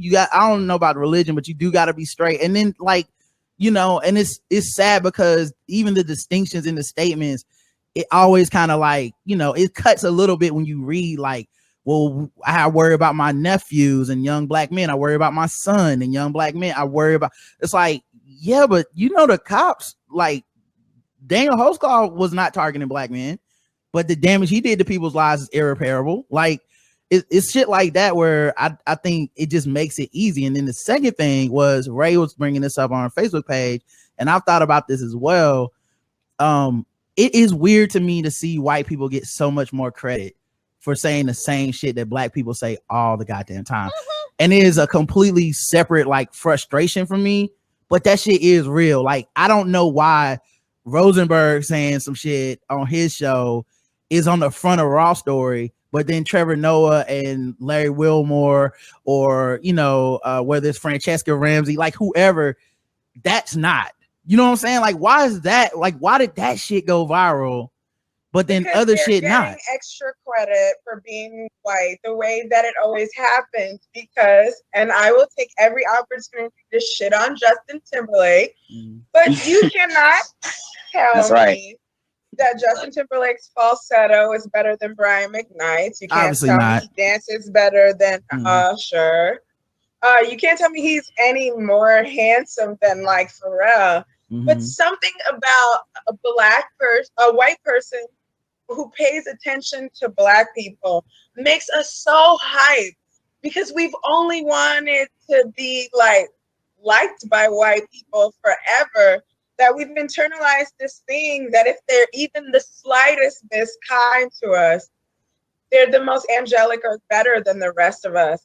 And it's so not now, like Tim Wise, it's all this extra credit for being white, but nice to black people anyway when he doesn't have to be. And we prop that up as like a character, like a demonstration of how good a man he is. No, he's saying obvious shit, and it's ridiculous that he's gonna get more credit and more shares because he's coming from the right body thing. This ain't nothing new either, too, because this shit goes back to the 90s. Because we got hype when Bill Clinton got on Arsenio Hall's show playing the fucking saxophone. So this ain't, what did every comedian back in the 90s? Oh, Bill Clinton he's the first black president. No, because then what happened? Didn't he lead the tribe to lock up most of the niggas that's in jail for marijuana? Well, so here's my thing, right? I legitimately feel like loving black people is the most revolutionary thing you can do in this country, right? And when it's like another person of a different race or whatever, I think they do get this bump and they do get this extra credit. I hate when black people get the extra credit because it's like, nigga, that's just what it should be. Like we worth that. We are worth that from everybody. It's really, we should be admonishing everyone that doesn't. But I get it. It's been hundreds of years, and people want to take their wins where they get them. Right? It's niggas ain't got time to quibble. It's like, oh, nigga, you not racist? Infinite nigga dab, let's do this. You know, like I do get it, man, and I don't want to be inconsiderate to people that, because it is quote unquote, it's sad, but it is novelty, right? The thing I was thinking though, how much does, like, because I don't know if y'all remember when Jon Stewart was about to leave the last year or so of his Daily Show, it felt like every fucking day, at least once a week, there was like, look at this 10-minute monologue of him. And it wasn't the funny shit. It was him being angry, being like, taking down Fox News. Him and Stephen Colbert. Yeah. Well, you know, Stephen Colbert was more comical. Was pretty lighthearted. Yeah, it was always more comical, but the Jon Stewart shit wasn't even about humor at this point. It like, he looked ragged and exhausted by the end, where it was just like, God damn it, y'all kill somebody else. Okay, let's talk about these schools, right? And it was like, wearing them out. Yeah, and it wasn't like the point being, and this is very important because he was very coveted by white people who those very pushy, racially like charged white people who were like, oh yeah, he's saying it, like he's saying that's right. So he became coveted in a way, almost to the point where if you didn't see him in the headline, it was like, well, it must not be important, right? You know? Yes, and so my point being, and I want to emphasize, these weren't funny, okay? So nobody write me about who you think is funnier and shit, because that's not what the fuck I'm talking about, okay? I've been through this on the internet, and we're not going to do this on the show. All right. So my point being is, when they do these like sincere pleas of like, what about the humanity of these other marginalized groups? This shit used to go viral, dog. It would be on the front page of Raw Story. It would be shared everywhere, every Twitter account, every fucking, but did you see, yo, white people used to send me the video. That's how fucking mad I would get. I would say something similar to that before even seeing this video, and then someone would be like, well, did you see what Jon Stewart said? Bitch, I said it. Did you see what I said? You reading what I said. It can't be better than that. It can't be better. So what was funny is that shit stopped being shared when like Wilmore took over for the Nightly Show, and I watched the Nightly Show. He's done it several times. You know, these passion felt pleas, and they don't get shared. Trevor Noah's done it. He recently had one that started to gain some traction in the wake of the shootings of the two recent shootings. But even with that is extremely recent that they started doing that. And forget that for a moment. Trevor Noah has a foreigner's accent and perspective. Right. That is not, because even in that most recent video, he says things that kind of indicate that he's not part of it. Yeah, exactly. So it's like, it's not his humanity that's under attack. So he's still conversing with the topic as though he's removed the way that Jon Stewart was.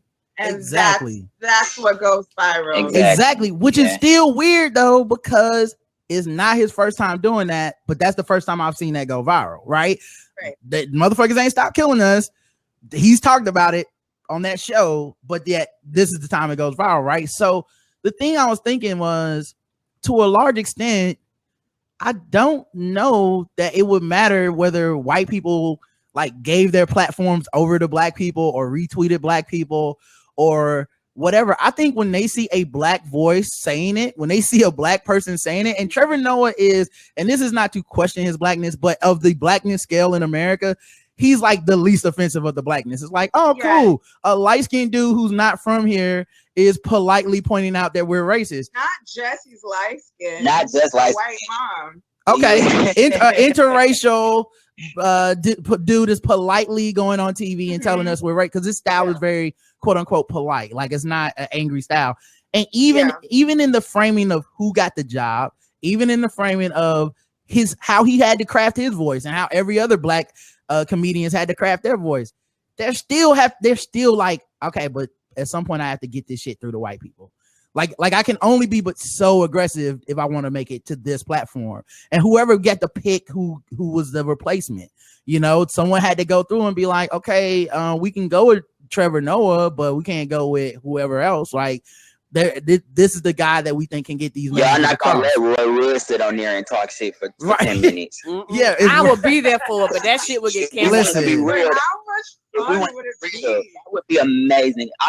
There's nothing I want more. And I've told Roy this to his face. I was like, yo, you need to be like, they need to give you 10 minutes at that desk to just let the hate go. Yes. Oh my God. What was that white dude they used to have on Daily Show that come on and do rants for like 10 minutes? Oh, Lewis Black. Yo, why can't Roy Wood Jr. be the Lewis Black of the Daily Show though? Oh, right. And there you go. And there you go. That wants to do it. I know it. And that, but Ray hit it on the head. It'll terrify people. And that's like, I realized the roadblock in the problem right there when I was just like, oh fuck. Cause I used to kind of be like, well, just let some niggas on your shit and then let them say it. And then you just shut the fuck up and sit in the back. And it's like, oh yeah, cause no one's gonna tune in that day. Right. They'll be like, oh, niggas is on here. Okay, next channel. Cause no one is held hostage to the Daily Show or to any of these platforms. They'll just not give a fuck. Cause at the end of the day, what people are trying to defeat is the not giving a fuck of whiteness in general, or straightness, or cishetness, or whatever. And that people, when they don't have to give a fuck, when they're not held hostage, they won't.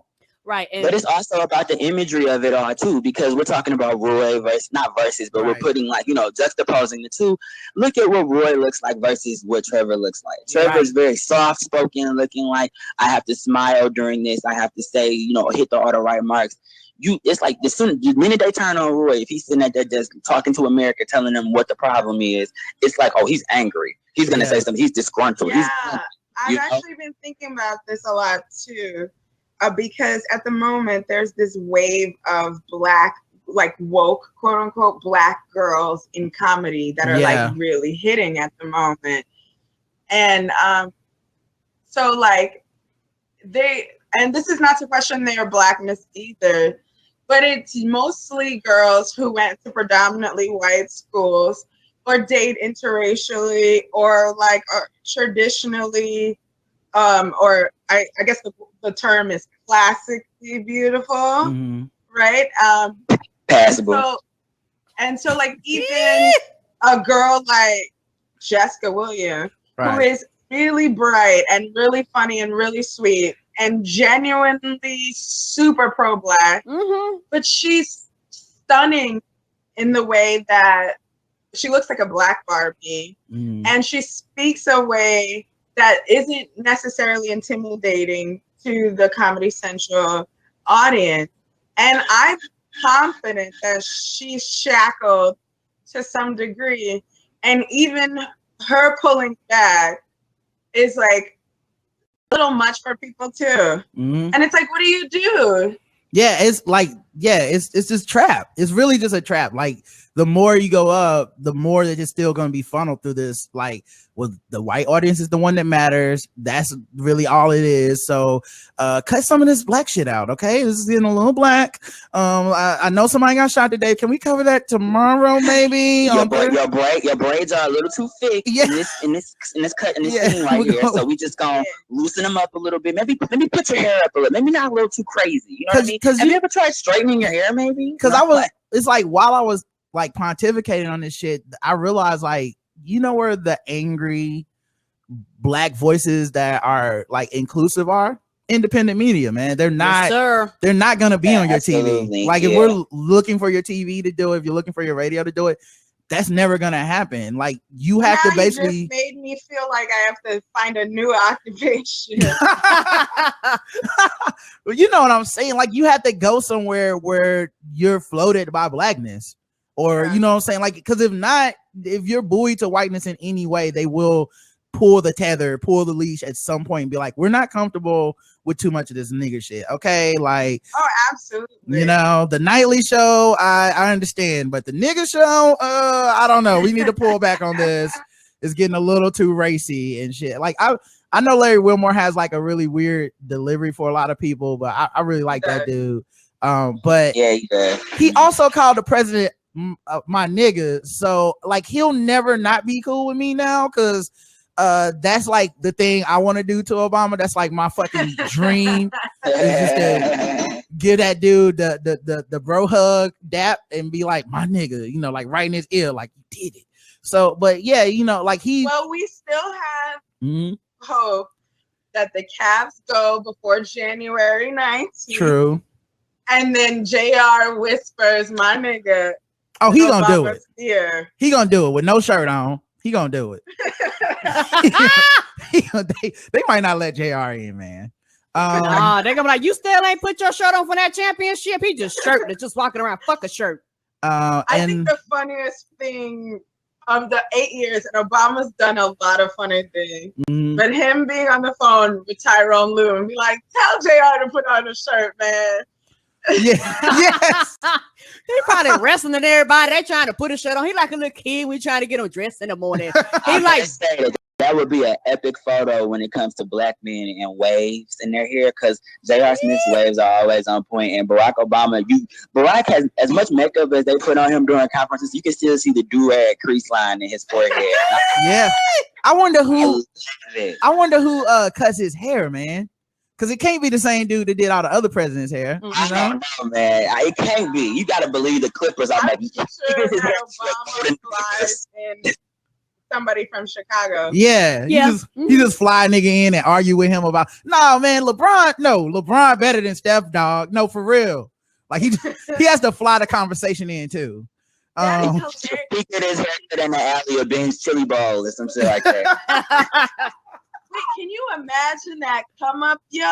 Because initially you just cutting the hair of some black professor at U Chicago, right? And now you are shaping up the president of the United States. Hey, yo, you know he got presidential clippers, right? You know he got gold trim with presidential clippers. The leader of the free world has sporting raves in his Mexican he got the blue juice in the White House. Oh yeah. How do we not talk about this yet? There's blue magic in the bathroom of the White House. There's a jar of shea butter. Yes, Michelle and Malia, all of them, they have that olive oil sheet. Yes. Hey, yo, you think that tarp they put on you when they cut your hair, you think it got the crest of the United States presidential emblem on it? My shit would. Oh, my God, yo. No, I need this picture now. My shit would. Seriously, there are satin pillows and a satin head wrap on Air Force One. Yes. In case Michelle needs to see. It's a shower cap on there, girl. I can't be getting my hair wet. Oh my God! I need to see Obama get his haircut. When Sasha and Malia were younger, there was a Barrett tin can with Barretts in it somewhere. You know that tin can with all the Barretts. I bet you that grandma did their hair till they was about 10. She was like, nah, these white folks ain't touching my baby's hair. I want to see President Obama be like, now Darnell, you missed a little on the top there. Cutting a little too damn close. All right. There's a hot comb sitting on the stove in the kitchen of the White House.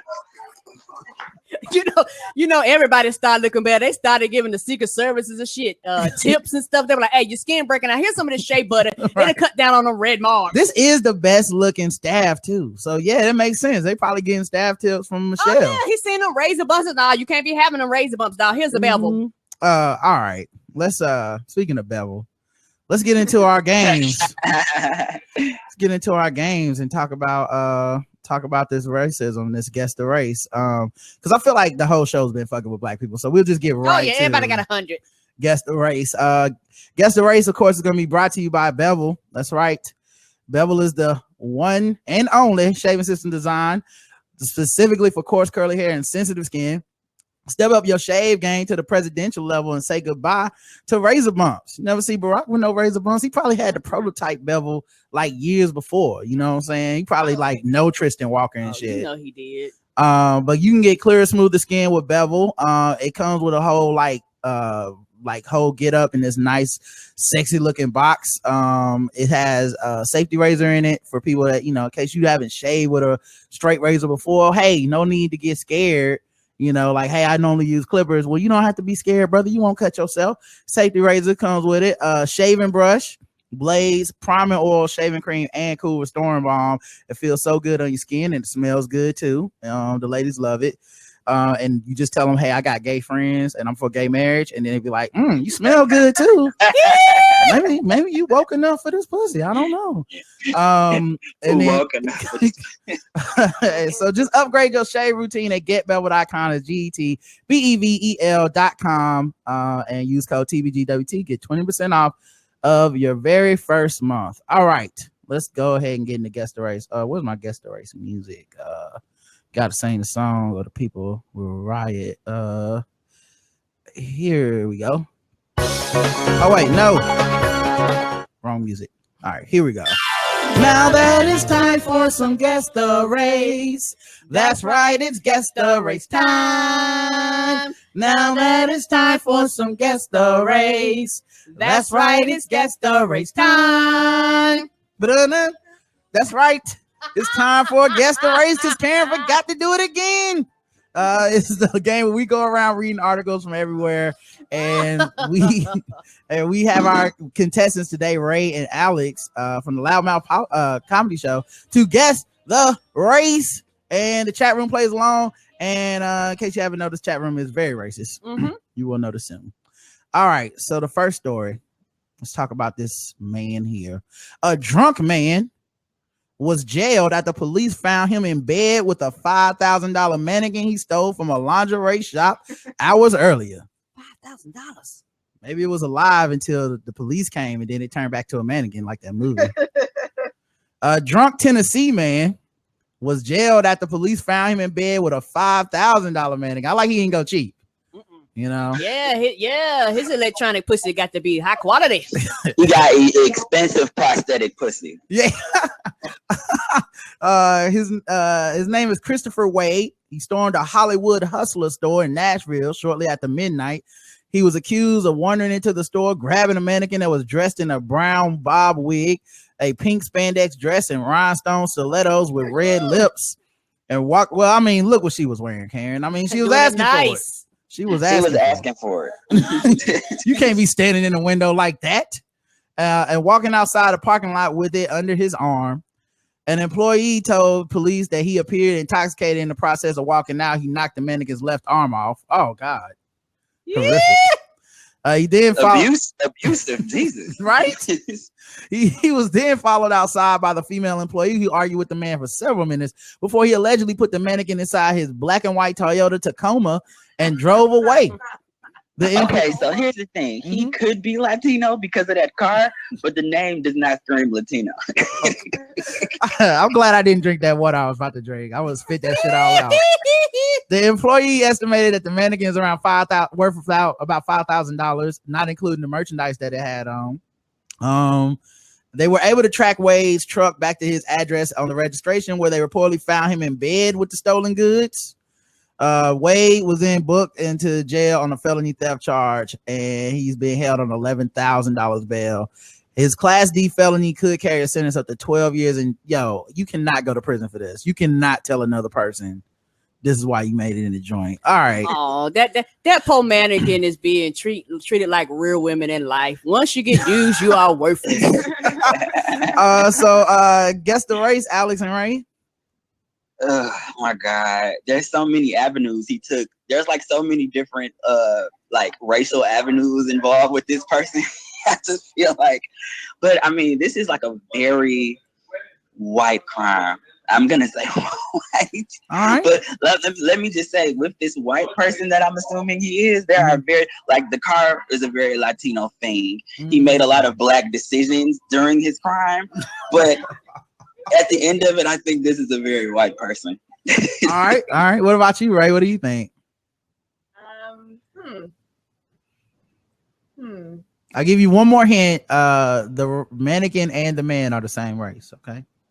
Oh, okay. Okay. Well, yeah. I mean, also, even only a white man is so entitled to a woman that not a live one is too. So, right. All right. Let's check the chat room and see what they believe. Yeah, the decision at large trumps all the other factors. Let me see where we're at in here. Okay, guess there. Lars and the real girl, white. Oh. All mannequin lives matter, white. The White House barber who lost his job in 2008 when Obama got elected. Yeah, that's one job Obama didn't create, was for that dude. Niggas can't afford that white Bundy Ranch occupier. Oh. Needs Tim Wise to tell him that he's wrong, that this was wrong. Oh.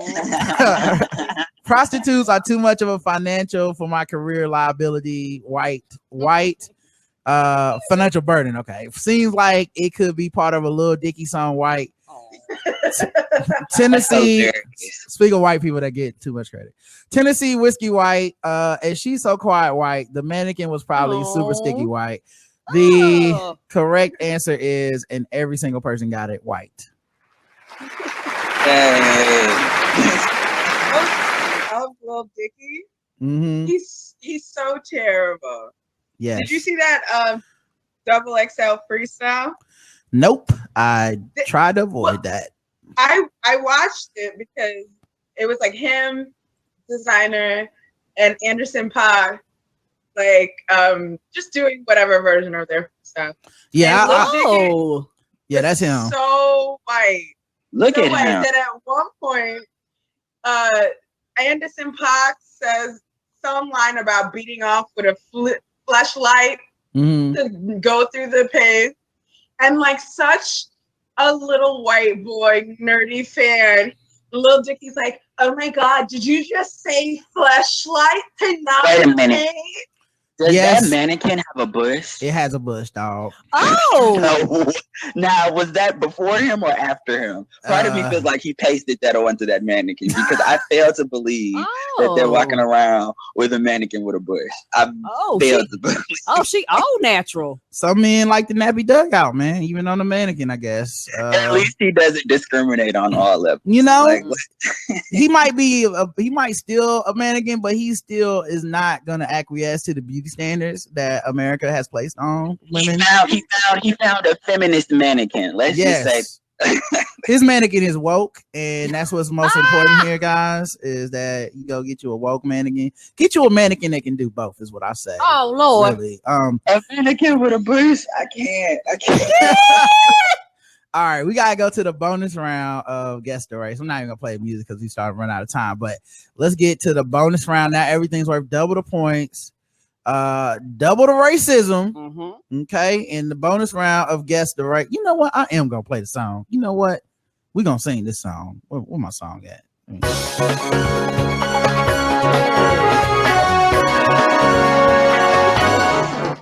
Double the points and the race. Double the points and the race. That's right. Bonus round to Guess the Race. Double the points, double the race. So far, tied 1-1.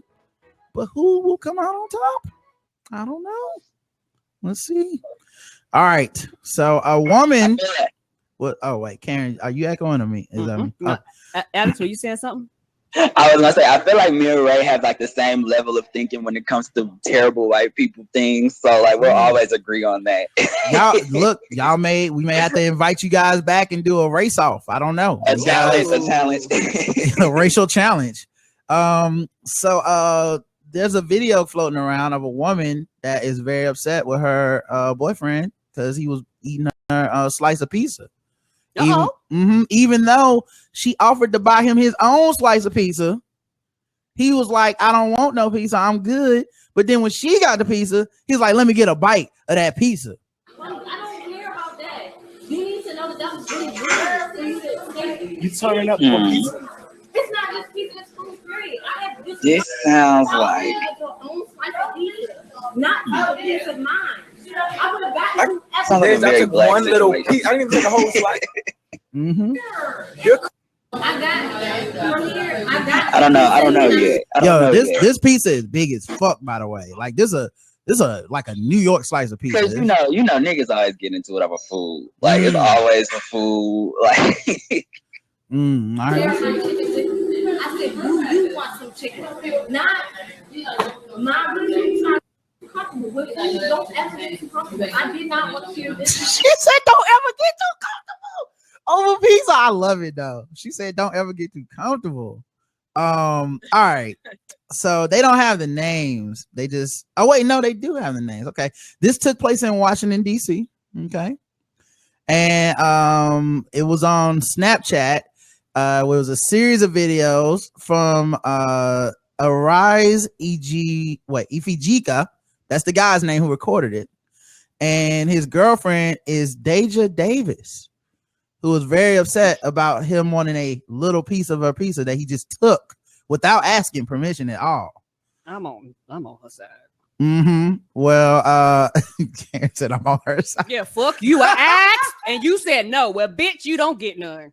Especially if I'm hungry and I wanted that shit too. Nah, fuck you.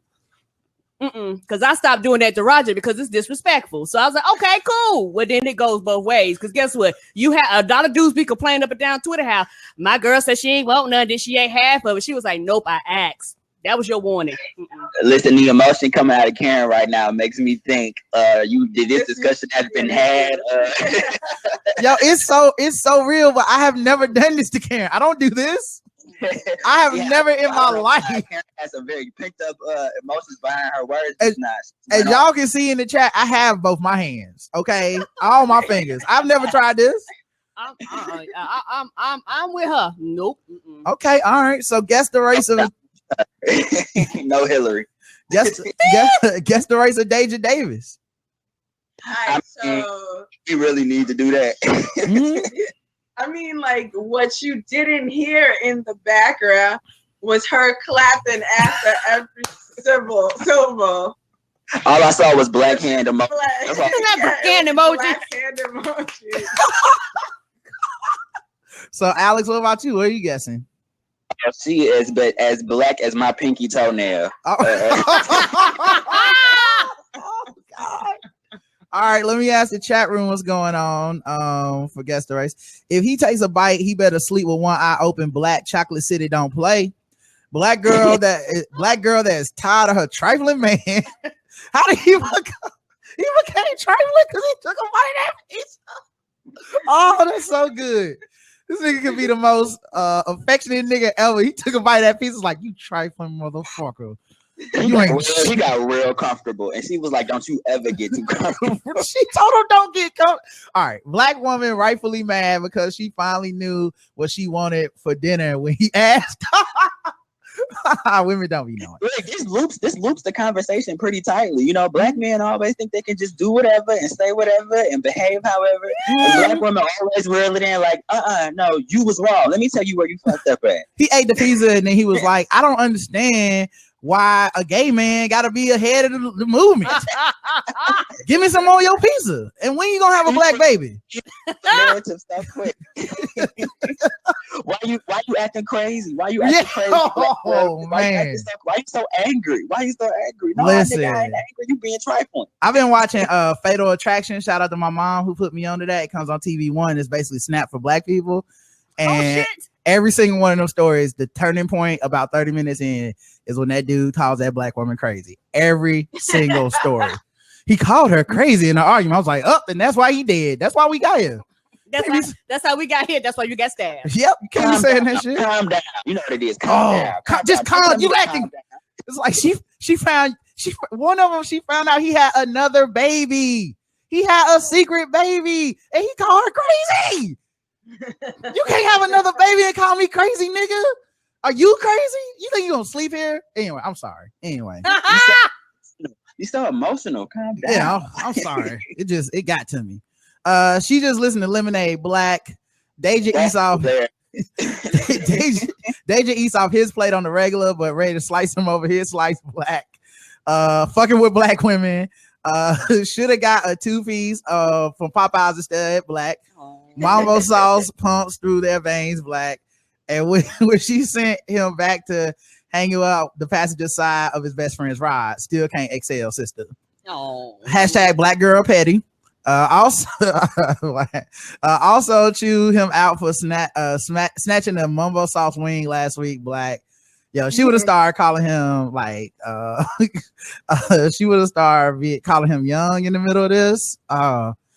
He didn't deserve the big piece of chicken, black. That was one of the blackest things I ever heard. And Angela Bassett set all that shit on fire, black. The correct answer is everybody got it, black. I'm happy for this tie. Yeah. And y'all know what? And I promise you, this ain't the first time he's done that. That's probably where a lot of the angers came from. He probably like, I take a bite. He ate the whole fucking slice. She was like, bitch, not today. I asked you first. Karen turned to a forensic scientist on this episode. I guarantee you, that's not the first time he done that. Look at the angle of the pizza. You can tell right there that this nigga ain't shit. This nigga don't take care of his half of the rent. Look at him.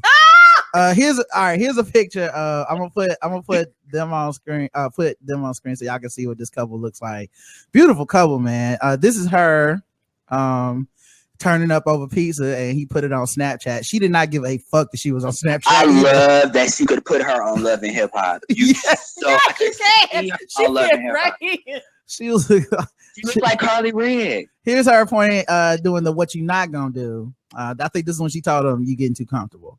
What you not gonna get too comfortable. And this is them together. This is them beautiful couple together.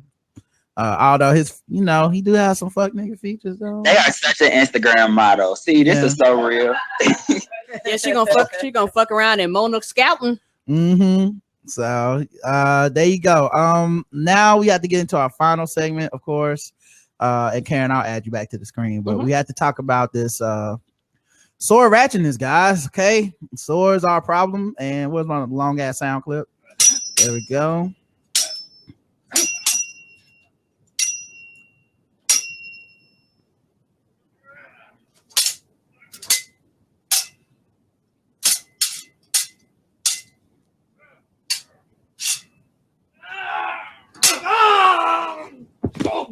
That's right.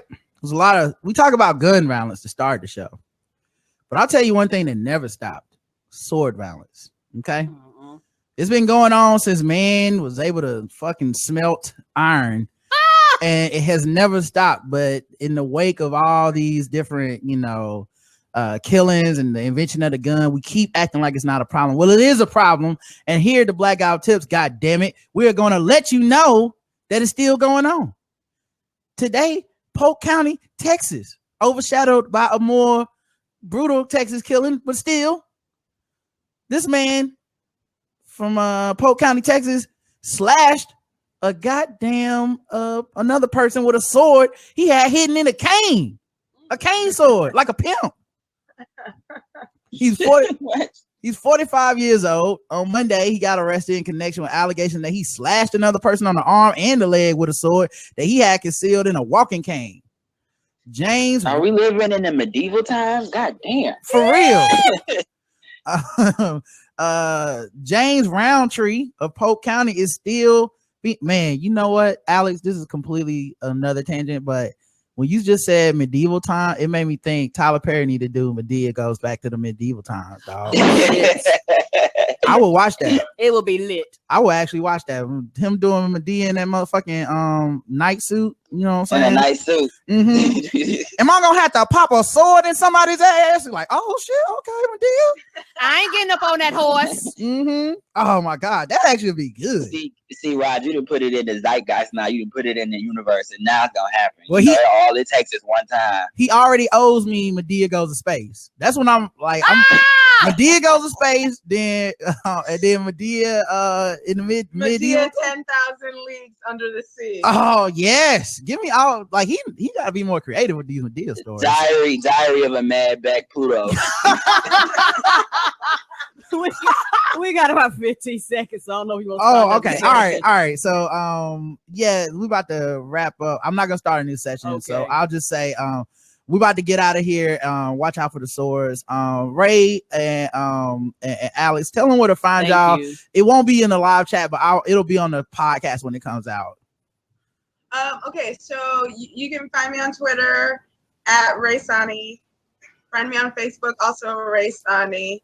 I'm starting a new podcast called Brooklyn's Own, so be on the lookout for that. It's just Brooklyn native myself interviewing other Brooklyn native creatives and talking about how this city that is now, or this borough that's being gentrified over and over and over and over, has shaped who we are as artists, And then Alex and I are starting again our monthly live stand-up show with our friend Lawrence Deloach. Our first one is on June 13th at Soulless Bar, New York City. It's free. We have Josh Gondelman, Sam Morrill, Yamanika Saunders, and Petey Debreu. We're super excited. Come check us out. Cool, man. Thank y'all both so much for being on, man. You know we love y'all, man. We really root for y'all. And Thank And you. Alex, where are you on Twitter? On Twitter, you can find me at Alex, ALEX, English. The E in English is a 3. So Alex English there and Alex English on Facebook, or you can also go to my website, alexenglishcomedy.com. And that's where you can get all of my information and other show dates. And yes, come to Loudmouth. Can't wait for that show. Hey, and they are both fucking hilarious, dog. Like Mhm. following on Twitter We love and them. Facebook, man. Both of y'all crack me up. Y'all are both on my list of people that like when they post, a I joy get to like follow. the immediate update where it's like Yes. I'm like, oh, what do you say? Okay, yeah, like that. Yes. So I'm not stalking Thank y'all. you. If that's why y'all wonder why I like all y'all shit, it's not that I'm stalking y'all. It's just I don't like everybody else on Facebook. So Ah! y'all go Yes, straight to I the feel front. special. I love it. Thank you. All right, y'all. We'll talk to y'all later. Appreciate everybody Thank you, coming guys. through. Karen, we'll be back here tomorrow. Until then, I love you. I love you too. Mwah. Bye, chat room. I don't know if y'all can Bye. see this. And Thank you so much for having